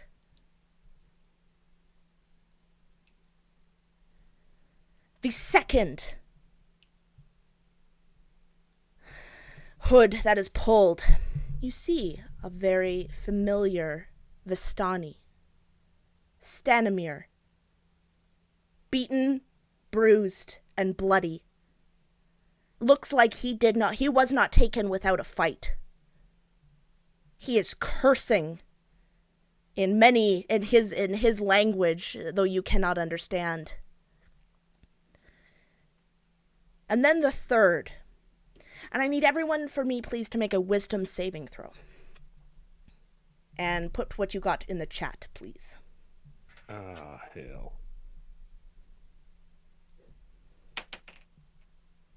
Well, that's what I get for using a Tomb of Annihilation die.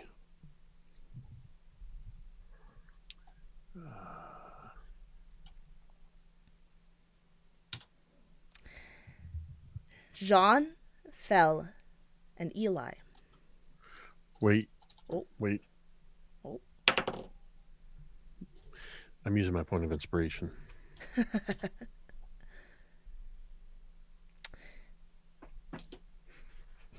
Jean and Fel. You see, as this hood is pulled up over this man's head, you see the dark features of Strahd. He looks at the two of you and smiles. You see his canines elongating.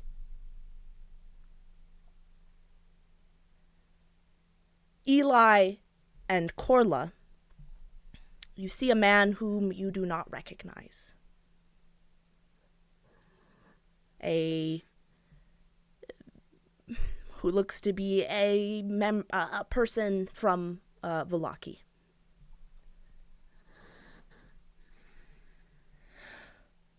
How do you react to these people? Do you react at all?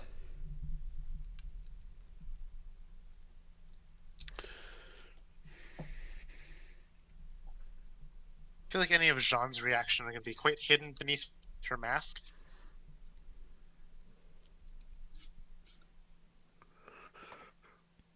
as is You- Corla's, but she's kind of tensing her body and getting ready to draw her dagger if the opportunity arises. Eli has, from the time of the first person being revealed, has been fidgeting a bit in his seat under the pretense of adjusting a little bit, and he is slid forward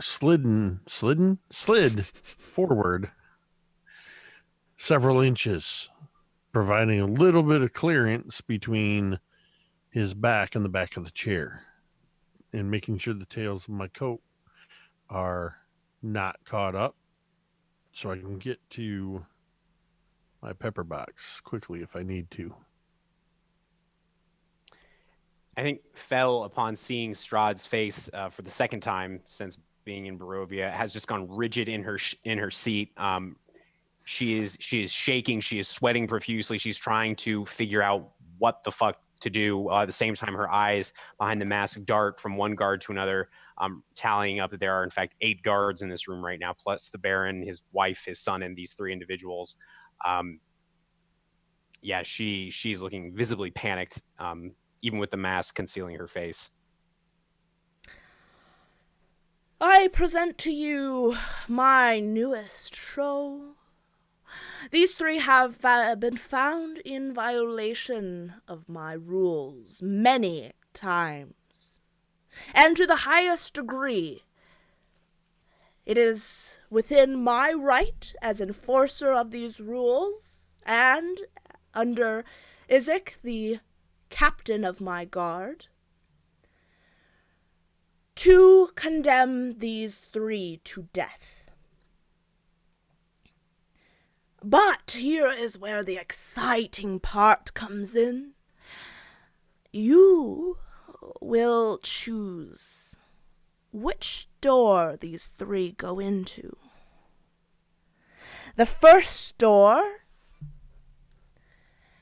and he's gesturing to the one that says slow, will be a torturous death for them. The one that says fast will put them out of their misery quite quickly. But the one that says fun, oh, but this is quite great indeed, for whoever you choose to go through that door, they may have a chance to survive. And if they survive, they go free, with my blessing.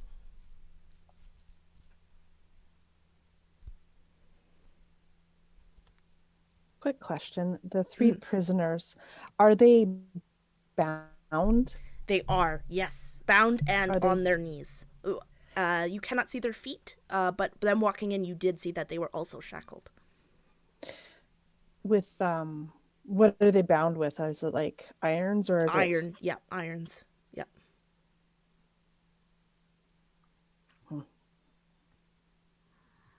Yeah, manacles. I have a question, actually, and Fel would sort of shift in her. It's in character, Megan. Okay. As denoted by the accent. As denoted by the Irish accent I don't typically have. But yeah, she would shift in her chair a little more to face the Baron. What is this all in service of? You say that this is to spread joy. Spreading joy in order to do what exactly? Why, to keep the devil away, silly young girl. And you hear an uproarious, like, deep laugh. Fel and Jean from Strahd. I imagine Eli beneath and, the mask. Yeah, Eli and Corla, you do not hear it. Yeah, I imagine beneath the mask, Fel's face flushes crimson for a moment. But he's right there, and she'll nod towards the supposed bound figure that looks like Strahd, at least to her. He's right there. Do not speak of such heresy, or else I will put you up there myself. He is nowhere here. He has never been here for the years that I have reigned. He is gone. You are to be happy, Baron. You're breaking your rules.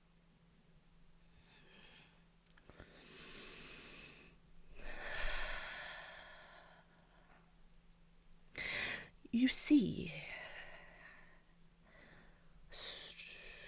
the devil has not been here since I made these laws,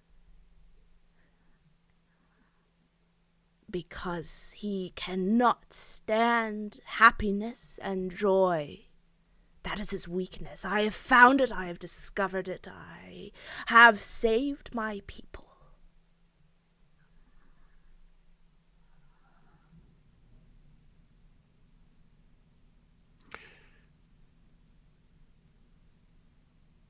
This is preposterous.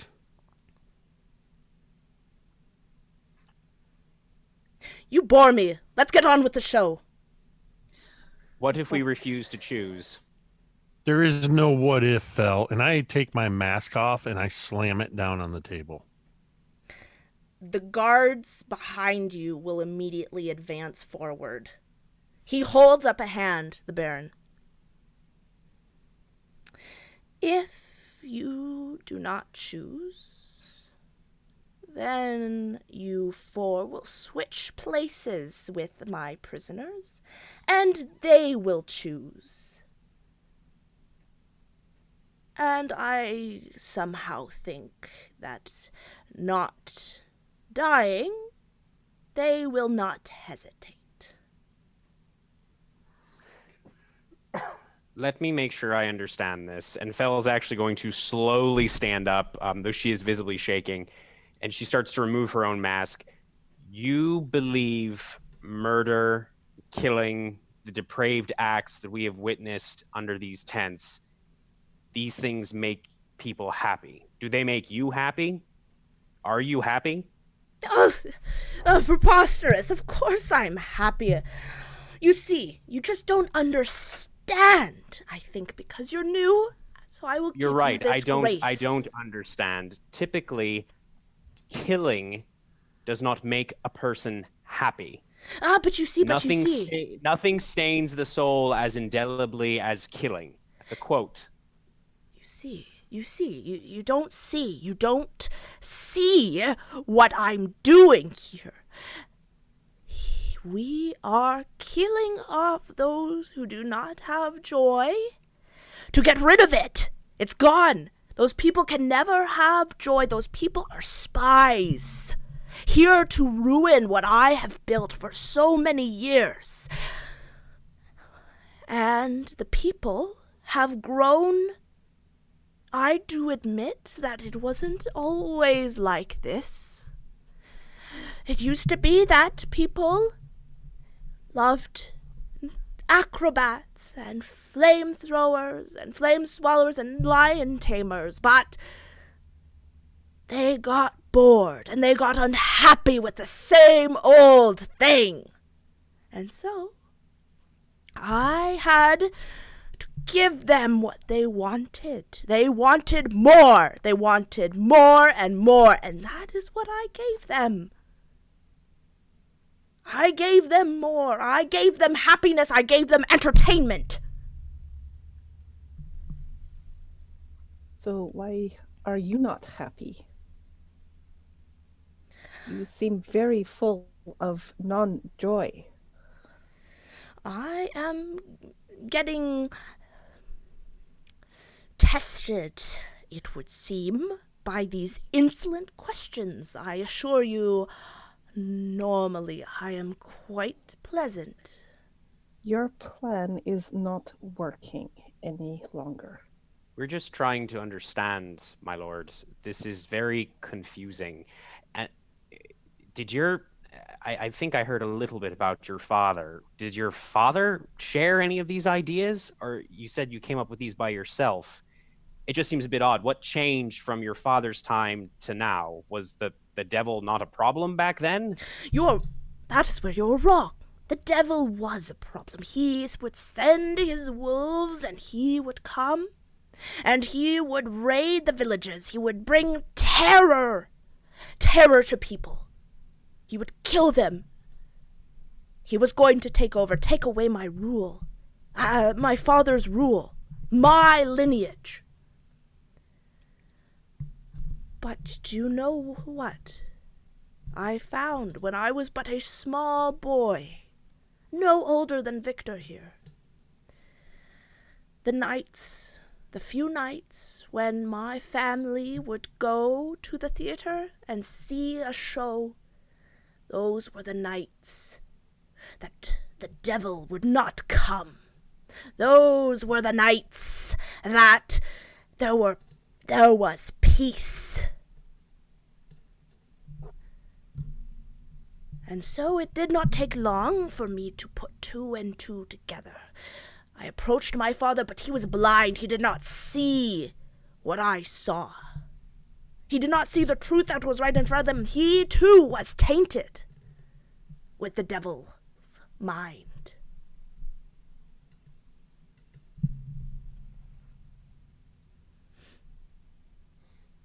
Don't you think it's a little odd? You said that the devil spread terror, and he never had any problem, from what it sounds like, and please correct me if I'm wrong, he never had any problem coming here before your time. Only when these new laws started, when all of these killings, and that's what this is killing, when these killings started, he stopped coming.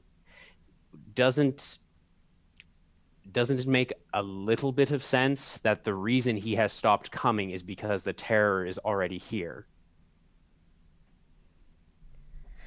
Have you not seen Velaki?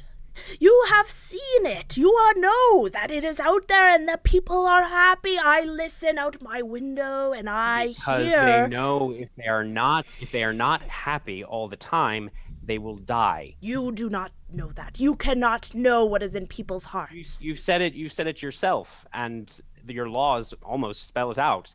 Otherwise, they have to wear the joy contraptions on their heads, or they die in the tents. If they are not happy, they will die or They live may in leave. anguish. They may leave. They may leave whenever they like. They may leave. I'm not stopping them. But you're not helping them either. And at the end of the day, that's what a ruler is supposed to do. You don't bow to the whims of a tyrant. You protect your people. That's the point. I am protecting my people, and I am growing tired of this conversation. Choose,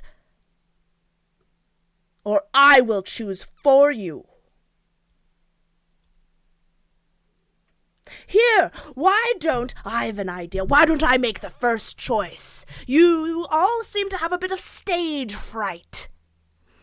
And he's going to march up, and he's going to grab Stanimir by the manacles and start pulling him towards the slow door.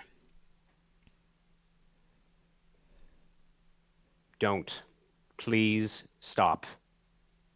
We don't have to do this. We can find another way to do this. We can find another way to resolve this. Nobody has to die, my lord. Everyone's a critic. If he makes another move towards that door, Fel is going to grab the Vistani tree branch with one hand, and with her other hand, she's going to cast Hold How Curse on far Bear. away is Lydia from me? She's right across the table. She is looking terrified. When you say across the table, how far are we talking? It's a pretty big table. So, like 3 feet? No. I don't know. Big table? Probably 5 feet. I mean, 3 to 5 feet isn't unreasonable for a table. Yeah, Especially 3 if to it's a 5 feet. big old fancy table. It is. Yep. Big old fancy table. And would I be on the same side as Eli, or would I be... That's the up to you. opposite? Where would you have sat, do you think? I think Fel was sitting next to Eli, so maybe you could be on the other side of either Eli or Fel. Mm-hmm. Yeah, be sitting on the opposite side of the table. Probably opposite Fel, because you were the one that like kind of kicked me under the table when I mouthed off. Hey, I shot you a glance, okay? Virtual kicked me under the table. Basically. Damn it. Fel, I just need you to quickly make me a persuasion check, please. Oh boy. I am pretty good at those. So that's only an 11. However, I am going to burn my point of inspiration because I think maybe I can get through to this guy. That's a 18. So he does stop. He does stop. He's still holding Stanimir, but he stops and he looks at you expectantly. Listen. I know you're scared. Trust me. I have been scared from the moment that my companions and I arrived in this place. But that does not mean we have to become the monsters that are outside of these walls. Let's just sit down and maybe we can... I'm not saying we're going to rewrite all your laws in a night. That's ridiculous. But maybe we can try to find a better solution than this. Because right now, and she'll look at this Valaki citizen that to her, at least, and to I think Jean as well, still looks like Strahd. Because right now, you are doing exactly what he wants, what the devil wants. No. And you would hear, actually, Lydia pipe up at this point. Come now, dear. Let's just have dinner first. Talk about this for a bit, and maybe we'll come back to your performance after. And she's kind of like looking at you pleadingly and like nodding her head back and forth. The Baroness is wise, my lord. Let's let this sit for a moment, and we can talk about it once as we're eating and drinking, and we can find another solution. Please.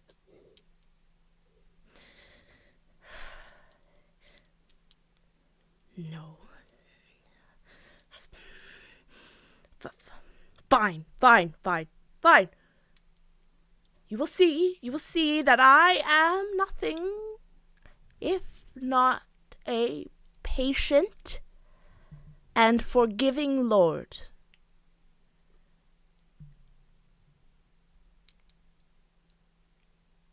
Thank you. And Fel will just slowly sit down, almost sagging into her chair, looking visibly drained.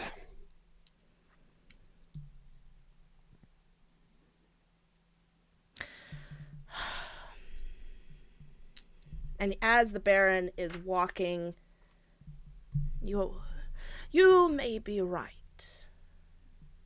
Perhaps this is not the best way. This is not the best performance I have thought up.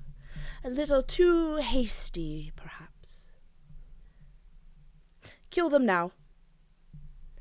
And the guards are going to quickly take out their swords and stab the three.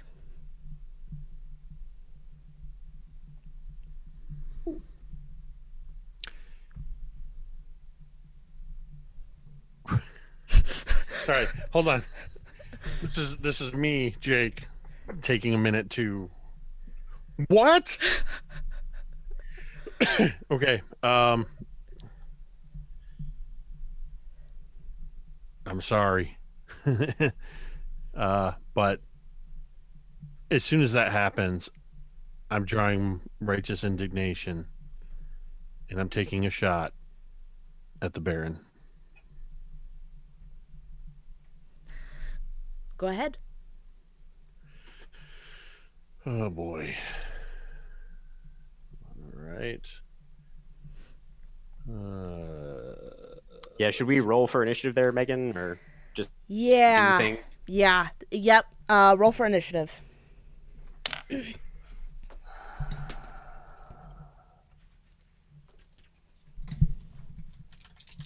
Oops, I'm rolling 2 dice.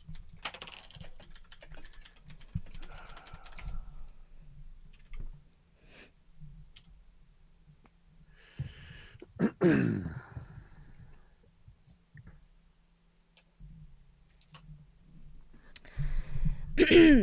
right, we're gonna have a surprise round, I think, because I think that honestly, the Baron is not expecting this. So, that is going to be Corla first. Actually, Corla, will you roll me a d4, please? I got a 4, and I don't know if I should be happy or sad. There are going to be 3 rounds until something happens. Wonderful. Cool. Okay. Okay, so Corla.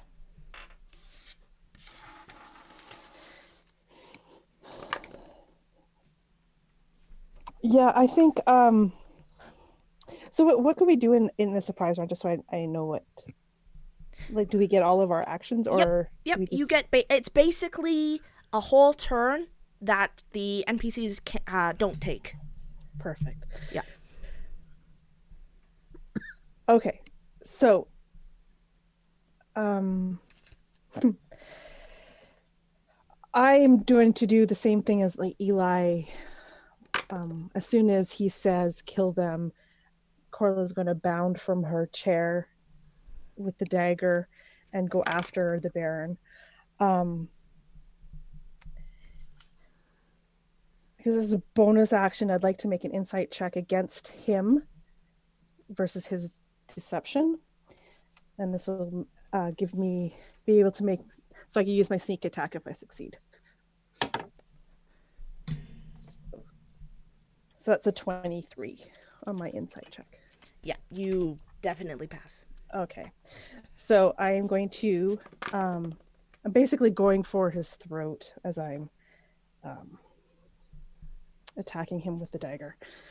So I'm using my inspiration to roll it again. That's a little bit better. That's a 15 to hit. That hits. Okay, perfect.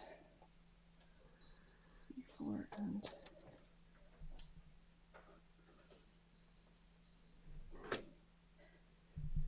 Those are really bad rolls. 6, 10. So that's 13 points of piercing. Okay.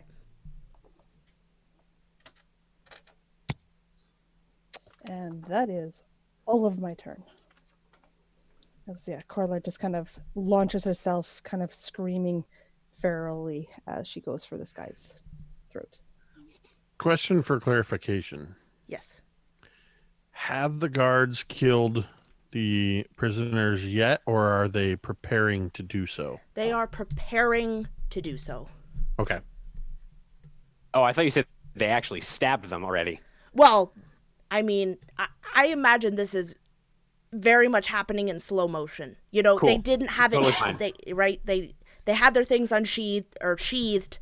So as soon as he said kill them, I imagine everything just like happening in like slow motion. Got it. Imagine like Slowly Eli's reacting to around the room. the Yeah. shing of the swords. Eli's like, whoa, gun ready. Yeah, exactly. So Corla leaps out of her chair. yeah, All these things. it's kind of all happening at once. We got a freeze frame going on, and the camera's spinning around. There's that sound. Cool. So it's Jean.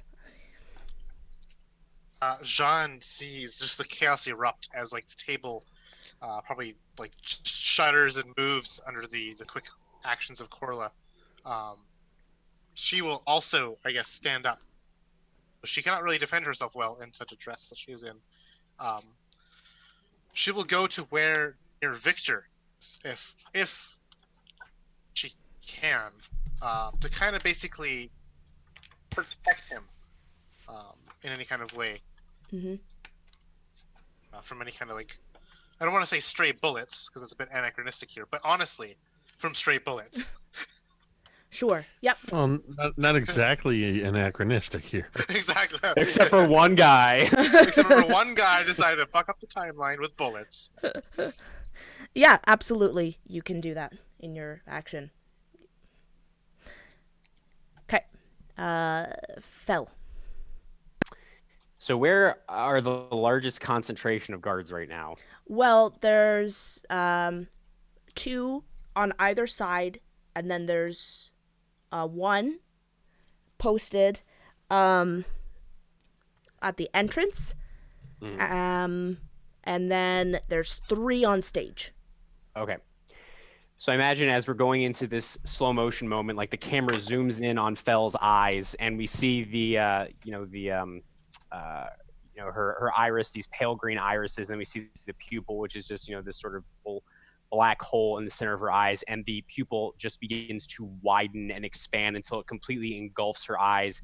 And as the sound of Eli preparing to shoot goes off and Corla lunges towards the Baron, Fell just opens her mouth and starts to scream, but no sound comes out. Instead, the blackness drains from her eyes, goes to her lips, and exudes out of her mouth in this wave as she is going to cast darkness using 2 points or 2 sorcery points, and she's going to try to encompass with a 15-foot sphere, the 3 guards and potentially the prisoners as well, just sort of blocking them from view. If she gets the Baron or Eli or Corla as well, she doesn't especially care about that. But the idea is to basically put these individuals in this bubble of magical darkness. Effectively, it just exudes from her mouth, and she's just left panting and winded at the end of all this.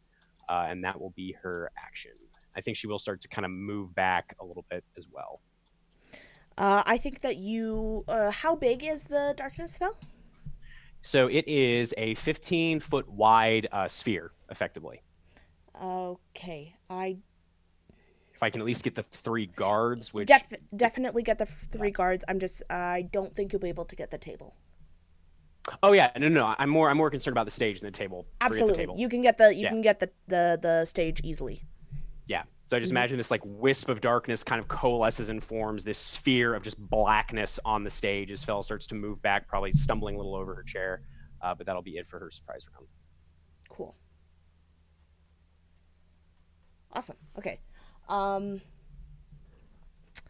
Next is Eli. So now the guards are completely obscured in darkness. Yes. Correct. But the prisoners are not. They should be as well, Yes, because they it's a would be. 15-foot radius. Yeah. So as I draw my righteous indignation and begin to raise it, it's barely clearing the holster, and Corla is a blur. Everybody's taking actions quicker than I can even get my gun drawn. And seeing Corla already attacking, I am already adjusting my aim, thinking I'm going to act quickly. I'm going to take out these guards. When suddenly the guards and the prisoners are obscured completely in darkness. So I'm shifting again to my original target, and I'm going to take 2 shots. Okay. For my first shot, I am going to spend a point of grit, and I am going to attempt a winging shot, which, if I hit him, he will have to make a strength save or be knocked prone. Okay. That is a 26 to hit. That hits, and he got a 7.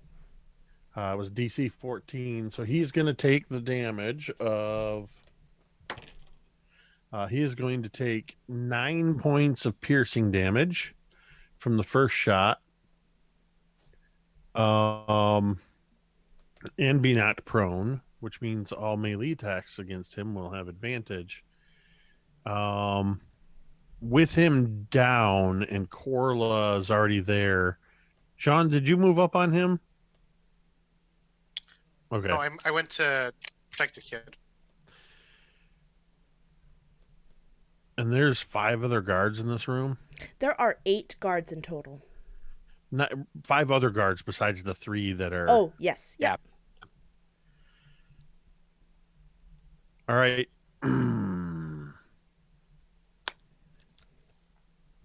going to spin around and I'm going to keep pulling my trigger and I'm going to burn my action surge and I'm taking a shot at 3 of the guards, 1 shot each, since I've already knocked him down. Yeah. And these are just the guards not on the stage, right? Correct. Okay. The ones that I can actually see. Perfect. So, first shot, first guard. I pulled the trigger a little too hastily, I imagine. I doubt a 10 is going to hit. That does not hit. No. Actually, you know what?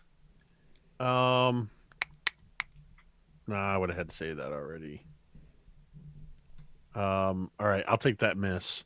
I'm still going to continue on to the next guard, burning my action surge now. And that is going to be a 21 to hit. That hits. And that will do 7 points of piercing damage to him. Okay. And then the third guard, that is a 23 to hit. But that's only going to be 4 points of piercing damage. As I'm just sort of, finally get the gun up and I just and immediately start spinning. So I have expended 4 shots and burned my action surge. And that is, you know what? I'm going to use my movement to step up onto my chair and leap up on top of the table. Okay. Kicking crap out of my way as I do so. It was such good food, though. No. Yeah. So, okay.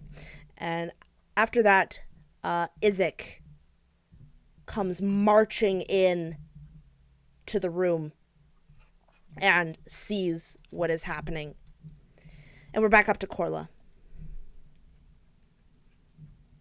With this monster down in front of her, she sees an opportunity and she's going to take it and she's going to plunge that dagger into him again. I have advantage, correct? Yes. That will be a 24 to hit. That hits. Okay. Oh, those are so many ones. Don't like that. Okay. 15 points of piercing. Okay. Make me a perception check, please. Ooh, that is a 27. When you plunge this dagger and it makes purchase into the Baron, you notice something. He is not dying as quickly as the brothers did, but you don't see anything else that might have been different about him. He's a noble, overfed, just like they were. But as your dagger plunges in, you can feel a large amount of resistance. And you feel that he is wearing something underneath his clothes. Something that is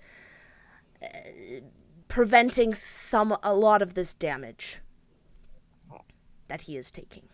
But he is very bloody at this point.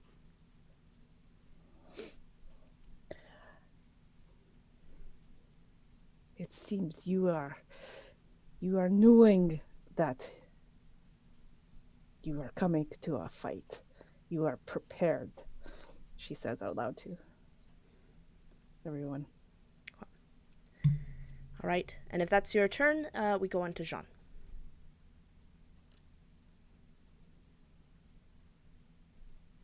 Jean urges the child to get out of this room, and she will move to cover this child's escape and flight from this room, so that no guard can ever interpose.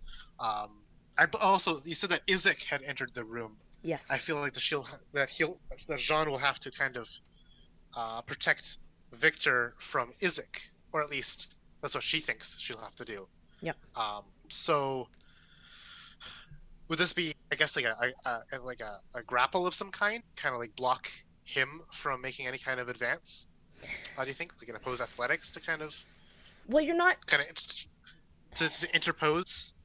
You're not close to him, so you can't. But I will move, I guess, to follow back with the kid, if that makes any sense. Okay. How I imagine is he's coming in from the south.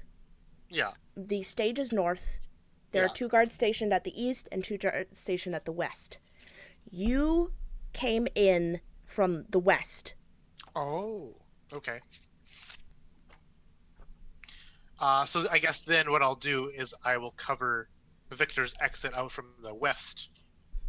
I guess to the west, I guess. Okay. As well as kind of like blocking the guards from trying to do anything or intercepting Victor's flight from here. Sure. Yep. And she'll urge Victor to leave. Okay. Like, get out of here. Kind of urging. So I guess that would be kind of like a held action. I would say like a held action and movement where you would also act kind of on his turn when he's moving, if that makes sense. Perfect. Yeah, I'll definitely take that. Yeah. Okay. Okay. Now it is the guard's turn. Fel, remind me what darkness does in terms of attacks. Is it just disadvantage? I will tell you in 2 seconds. Basically, it's totally obscured. So basically, it'd be attacks at disadvantage. Blinded. Yeah, basically they're blind. So the 3 are still going to. You can hear that they've unsheathed their swords, while all the guards have, and these guards are going to try and carry out their orders. These 3.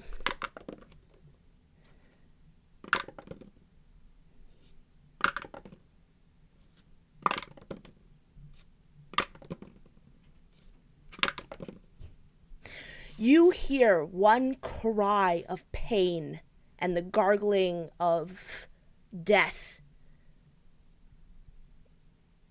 coming from the darkness. So actually, funny story, because I use sorcery points to cast it, I can actually see in the darkness. I'm Perfect. the only person that can see in the darkness. So Fel would be able to see exactly who it was that died. You would see, maybe dead perhaps, but Sure. Stanimir has been stabbed through, but the other 2 miss. Gotcha. So that's what you would see. All right. The rest, the other guards. Okay. So one of them is going to go after you, Corla. Okay.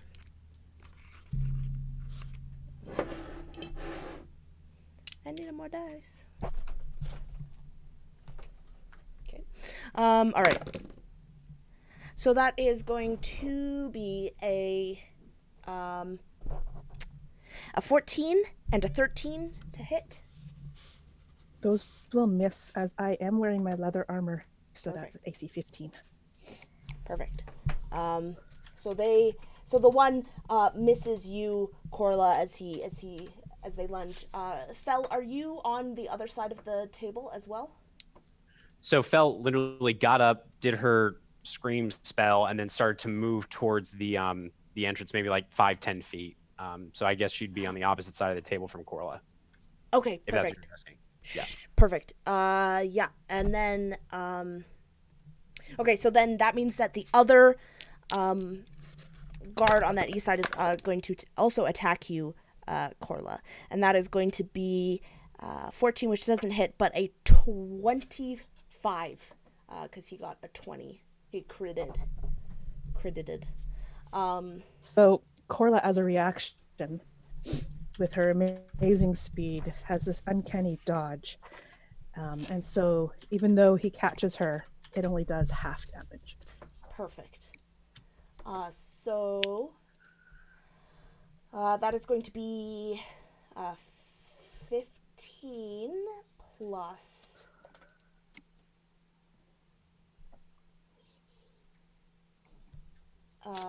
That is going to be 24 divided by 2. 12. 12. You take 12 points. Yep.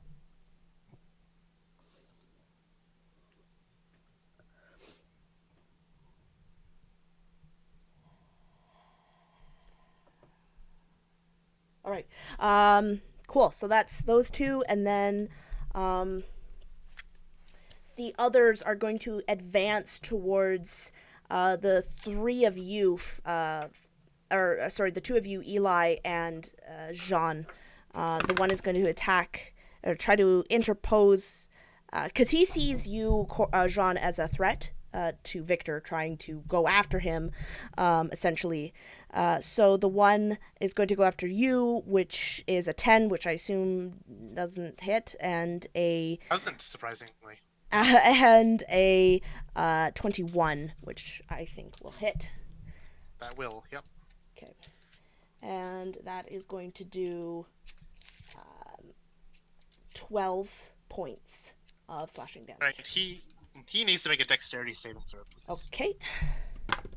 As he slashes Jean, the blood almost erupts like a volcano, splatting it into his eyes and face, and armor burning as if it was searing hot, but almost like an acrid acid as well in the same way.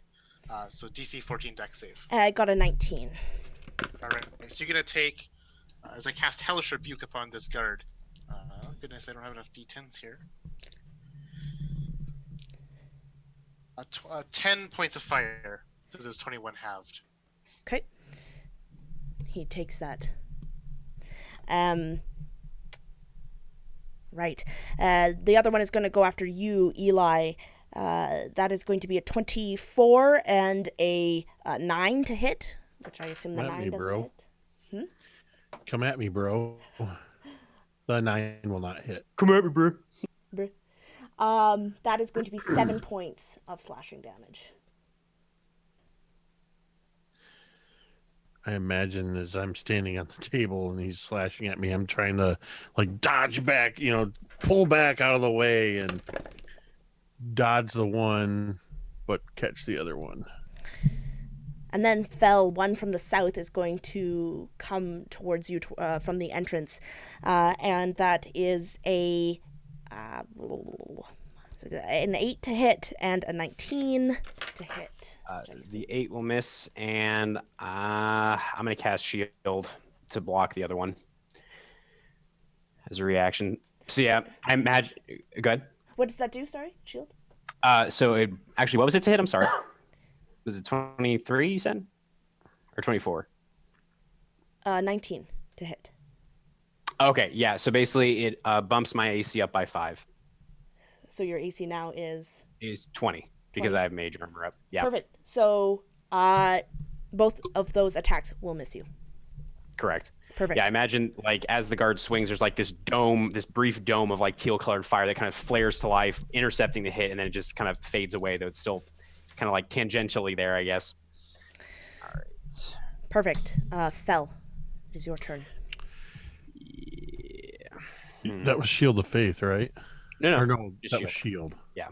Oh, I thought it was Shield of Faith. No, it's not concentration.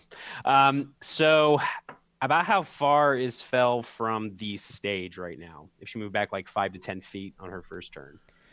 I would say you would be 30, 20, between 25 and 30 feet.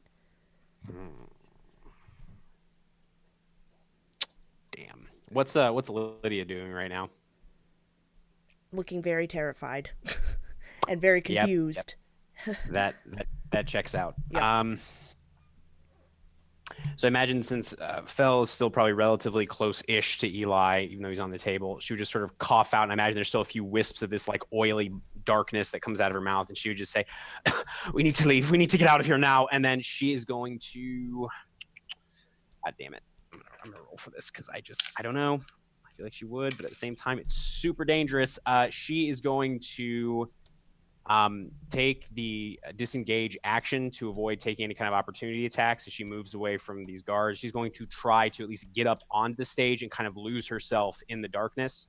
And she's going to start to, I guess if they're bound, the prisoners are bound, if you would allow it, some kind of item interaction to start undoing the bonds on the prisoners. Or I can wait until next turn. You can begin. However, they are iron manacles.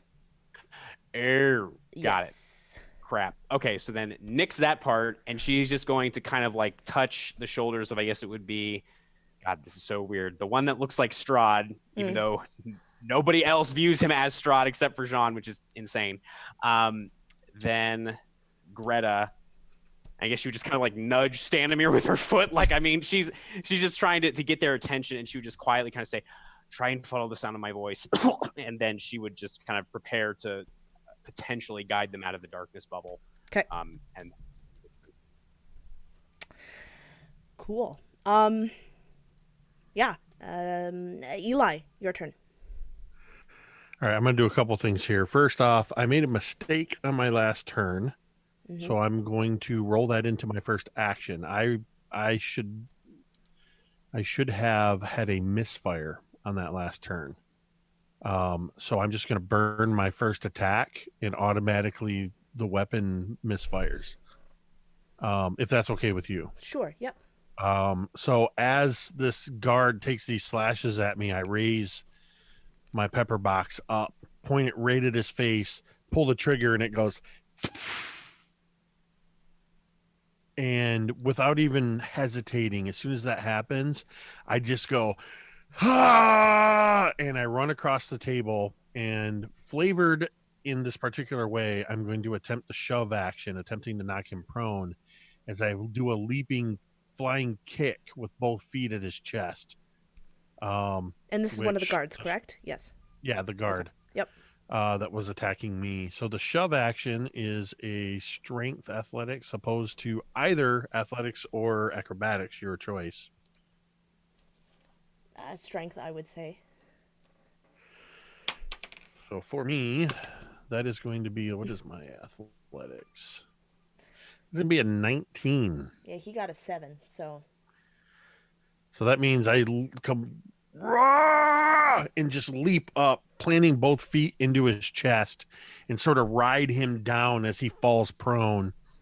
And I'm going to just sort of roll off of him. That's both of my attacks, so I don't really have anything else I can do. Actually, you know what? I'm not going to roll off of him. I'm going to stay sitting on his chest. Perfect. And that's my turn. Perfect. So, Victor, Jean, you are accompanying him, and he listens to you without hesitation. He's going to try and run out the west door with you in tow. Are you trying to go with him all the way, or? I wanted to make sure that he safely exits this room.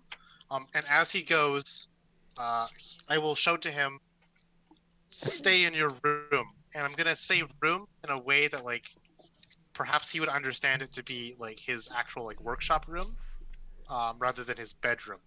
I don't know if I can, like, make a deception roll to, like, make sure that would not be understood, or maybe even just like chaos and din, just like make it that no one really cares. I would say make me a persuasion roll to see if he gets what you're trying to say, just because it's chaotic and like he might, he's also 14, so.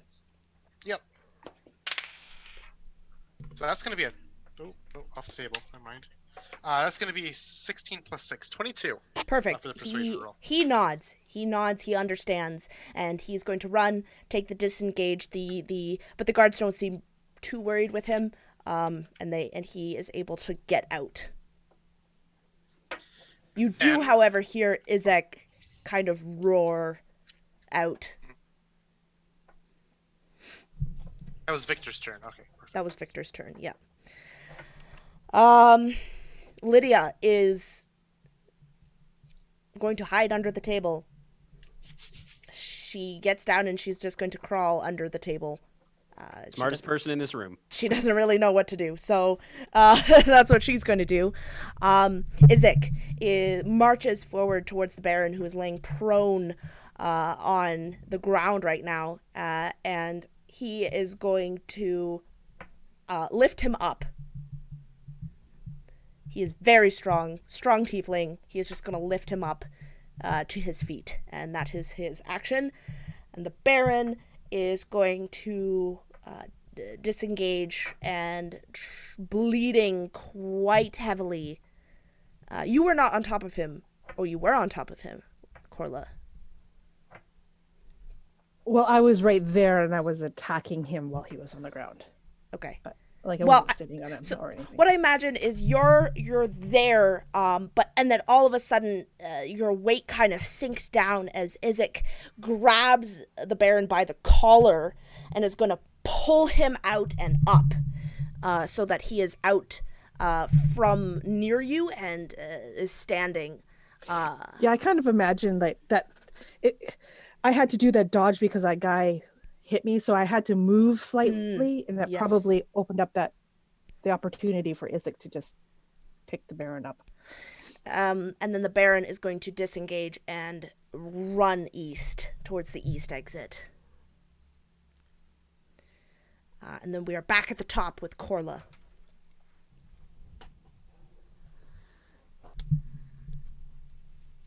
Yeah, so Isaac's in my way now, isn't he? Absolutely, yes.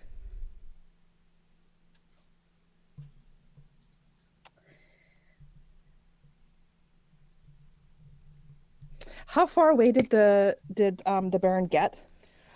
He got to the door and is almost going to pass it.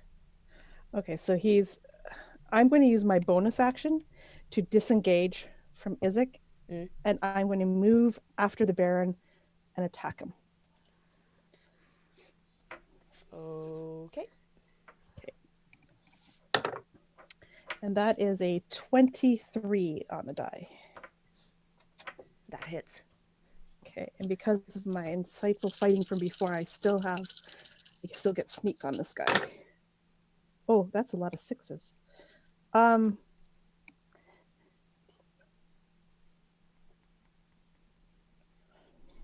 that is 25 points of piercing damage. You can describe to me how you kill the Baron.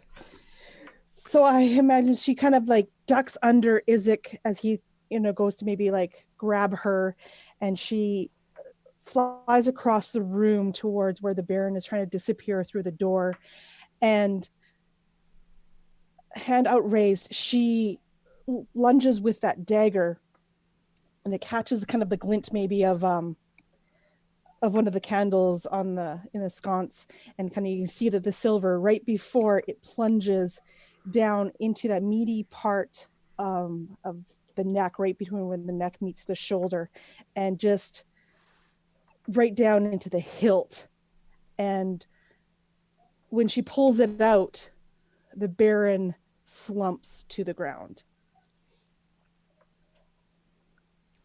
Right. Awesome. Jean. Now safely knowing that Victor has kind of left the premises, there's a guard or two that are like trying to get at Jean, and whoever would be keen of eye would probably notice this first, as a fly kind of crawls out of the pitcher of the wine, another one out of the bread, another one beneath a plate, another one beneath the tablecloth, and soon there's a swarm of flies buzzing around Jean. They begin to kind of gnash and fly in the faces of those who dare oppose her. They seem to be almost drunk on blood, it seems, attaching themselves even to Jean's wounds, the guard's wounds, and everyone else's kind of wounds in the area. Anyone who starts their turn within 5 feet of me takes 3 poison damage at the beginning of their turn. Cool. That is a bonus action, as I surround myself with a cloak of flies. And then, how many guards are next to me? 2. 2? Perfect. She will... There's a lot of blood that's been spilled in this room, and a strange power kind of wells up and the blood seems to kind of like move towards her, as if drawn by a magnet of sorts. And it grows almost ink black, similar to the darkness spell of Fel, and it gets just blasted outwards in a dark splash that splashes these two guards next to her. They need to make, please, a strength saving throw. Cool. DC 14. Okay. Oh, one makes 14. The other one fails. Right. As I cast Arms of Hadar here, one who fails, is going to take 4, 8, 14, 17 points of necrotic damage. The other one will take half that, which is 8 points of necrotic damage. Okay. And Sorry, that you is my said action. 17? Sorry? 17, then 8. Okay, thank you. That is my turn. All right. These guards. 3 of them in the darkness are going to try and attack you, Fel. Disadvantage. Yes. Right. One gets... So that's... Oh, you are so lucky. That was a natural 20 and a 5. Oh, Jesus. Okay, so... And then that's a 21, and then...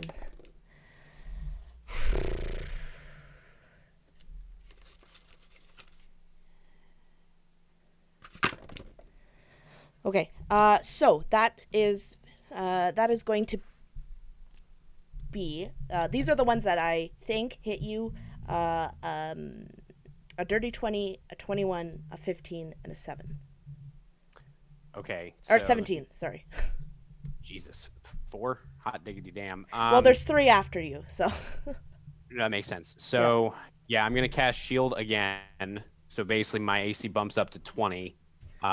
So basically anything above 20 would still hit. So I think there's like a 21 and a dirty 20. Yes. Those 2 would hit. Those 2 would Yeah. hit. So those 2 are the ones that would hit. Okay, perfect. As that weird kind of dome of teal colored fire snaps into existence again. How much damage am I taking here? You are going to be taking 25 points. Holy tit balls. That's not good. Points of damage. And then there's 2 on you, Jean. They take 3 points. Poison? Yep. 3 poison damage. As the flies kind of dig into their underneath their armor and into their skin and bite them.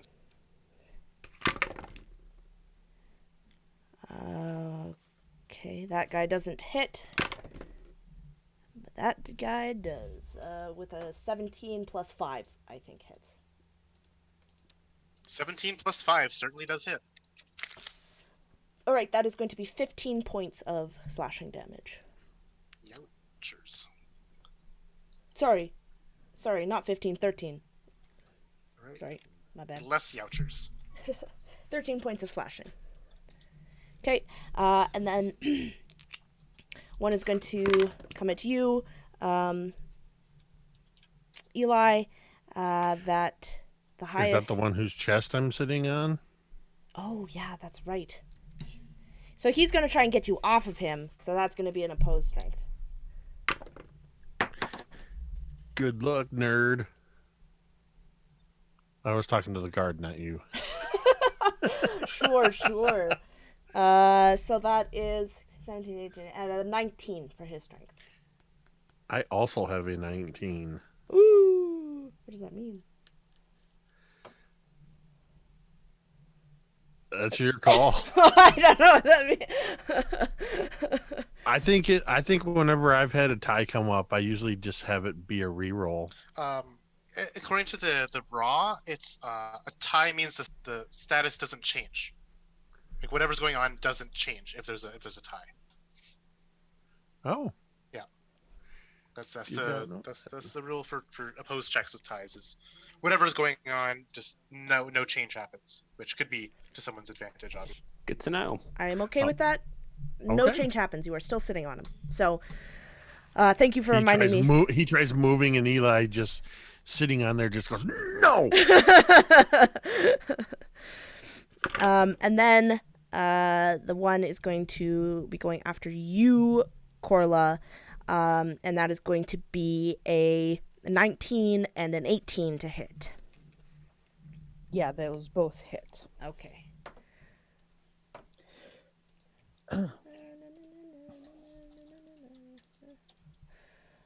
That is going to be only 16 points of damage. Yeah, I'm going to do that reaction again where I have. So let's 8. have the first. Well, the first one, right? Because I think it's. Okay. Yep. So then that is the. So that's 4, 7. So then that's 3 for the first one, and then you're going to take full damage for the next one, which is 9. So 12. Okay. And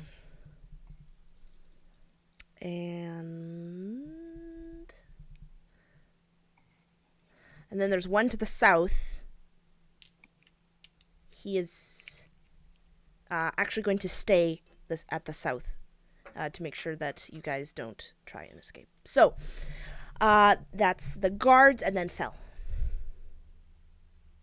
Yeah, so after getting bombarded by these attacks, Fell is bleeding heavily, badly bruised. She is going to reach down to the little leather sheath that she has strapped across her leg. She's going to rip the Vistani tree branch wand out from its little sheath. She's going to focus on it, and fueled by just pure terror and adrenaline and pain, she is going to burn 2 sorcery points to cast invisibility on herself as a bonus action using Quicken Spell. However, that does remove the darkness. So the darkness just evaporates as she just fades from view. And then she is going to use her actual action to actually, let me make sure that's correct. 2 seconds. Yeah, we're good. As an actual action, she's going to use Disengage to get away from these guards. And the last thing these 3 prisoners will hear is just her saying, try to get out if you can. And then she's just going to start staggering away towards the door, which I think you said there was a guard there. Is that correct? Yep. Okay. So she's just going to move in that general direction again, being invisible. If you want, I can have her make a stealth check to see if she can. You know what? I don't think you will need to. It's so chaotic here. There's a lot going on. I don't think you'll have to sneak. So, and I imagine kind of in the din, she'd again kind of cry out, her voice coming back to her a little bit. We need to get out of here. We can't stay here. And then she's gonna continue moving. All right, Eli. All right. I would like to, if you'll allow it, because this is a rule from the DMG, I would like to use one of my attacks to attempt to disarm this guard of his sword. Sure, absolutely. That's awesome. And I would like to flavor it as I'm going to take... I mean, it's going to be a strength athletics versus either athletics or acrobatics, but I would like to flavor it that I am jamming what I imagine is now burning hot barrel of the pepper box down on his hand. Awesome. Love that. So opposed strength? Or acrobatics. Okay. 14. That's what he got. I liked it better when you said 6. I'm going to go ahead and burn my other attack then, because I only got a 10. So I miss as I try to jam this hot barrel. And instead, I'm going to backhand, and I'm going to pistol whip him in the face. Cool. He is going to use his... Actually, no, never mind. Never. He's going to use his reaction to bring up his sword to try and stop you. So, because he's prone, I get advantage, correct? Yes. Yeah. Let's see. What would that be? That is a That's a 15 to hit. That does not hit. So I imagine there's just this really loud clanging sound as my pepper box slams into his sword that he brought up to parry it. Yes. You guys are, I almost imagine too that you guys are kind of having like this kind of locked thing where your strength, you're trying to like go one way or another to try and get the upper hand, but right now, I mean, he is still on the ground, but you guys are kind of locked. Yeah, I'm going to stay on top of him since I've got him at a disadvantage for the most part. Okay. So that's my turn.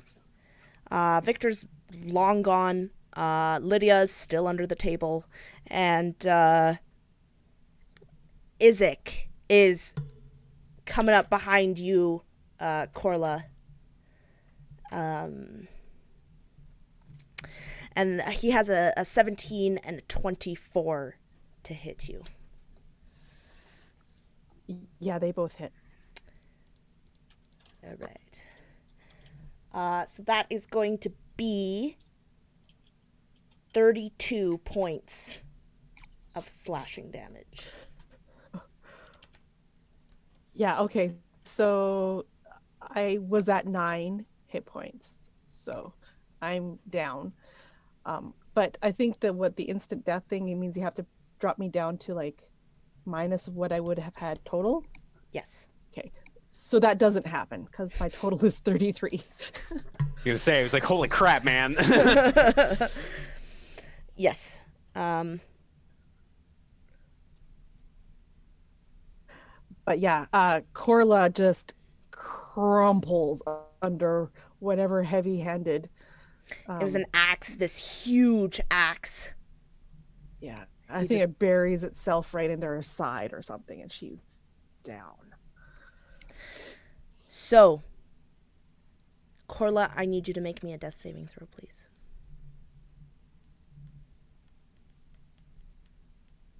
Yeah. I rolled a 15. Yay. It's good in Barovia and Jolt. Yeah, this isn't the meat grinder edition. Or So- is it? All of you, Corla, well, not Corla, Jean, Fel, and Eli, you feel this heat coming from a little pocket in where you had found these stitched stones.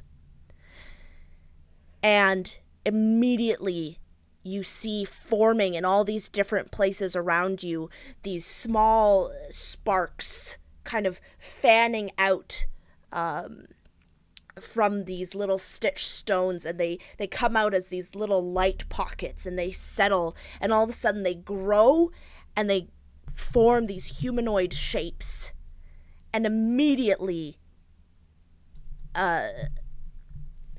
2, 4, 8 8 of the members of the Golden Wolf appear. Society of the Golden Wolf Pendant. yeah. That you coined the name, so I'm just using it. Appear, and another dozen more kind of rampage through the door. Their faces, they're covered in blood. You can see that they have probably already fought some of the guards outside. And they just come in, and if it is okay with you, since it is getting a little late, you are easily able to kind of overcome the guards. I will ask, would you like to kill the guards if you have a chance, or dispose of them in non-lethal ways? Eli will 100% wrestle that sword away from the guard. And I think it's just going to be one of those, he doesn't even so much wrestle it away as in this scrum, it's already right there near him, and he just sort of twists it and ends up shoving it down through the neck and into this guard's body, and just slowly driving in and killing him. So about the time that everybody's running in or showing up, Eli is sort of stepping off of this guard and pulls this sword out, and there's this sort of arc of blood that sprays across the wall as he holds righteous indignation in one hand, and I don't know, is it a long sword or a short sword? It is a Because I'm totally keeping it, at least for now. it is a great sword, actually. Oh, okay, well, yeah, I'm proficient. Yep. I think in the chaos, the still invisible Fel is going to avoid the pockets of fighting, and she's actually going to make her way over to Corla, and with shaking, fumbling hands, tears probably streaming down her face, she's going to try to stabilize her, I guess. I mean, I can just roll a medicine check. Or Sure, make me a medicine check. I have a +0 to this, so hopefully this does not go bad for Corla. Let's see. That's a 15. Perfect. So I imagine she's kind of like tearing off strips of the dress that she's wearing, trying to like just clumsily bandage these wounds.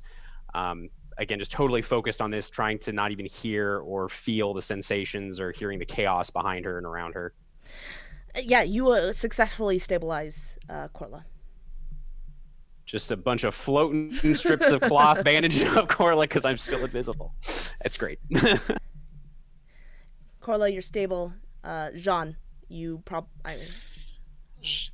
Jean, I think, is about to get overpowered, I think, by these two. As they're getting a face full of flies, sure. But ultimately, Jean was pretty low. She's definitely not armed for combat. She's just a dress that's now kind of stained with blood. But I feel like she's not going to be the one that does the killing, but one of these Society of the Great Wolves are able to, like, just as the blow comes down that would end Jean's career, at least, gets impaled on a spear or something by the Society of the Great Wolf member, and ultimately saves Jean's life and continues on, doing whatever the Golden Wolf people would want to do. But I think that as kind of Jean kind of wipes away the blood from kind of her face and her hands and stuff, she'd get a bit in her mouth and taste it. So once the guards... Oh, sorry. Were you not done? Sorry. Okay. Once the guards have kind of been dispatched, you all begin to notice something. Maybe not Fel for a while, but definitely Eli and Jean. Is that these people, they begin to kind of form in a fairly tight circle around you all. Swords and weapons drawn in an offensive stance towards you.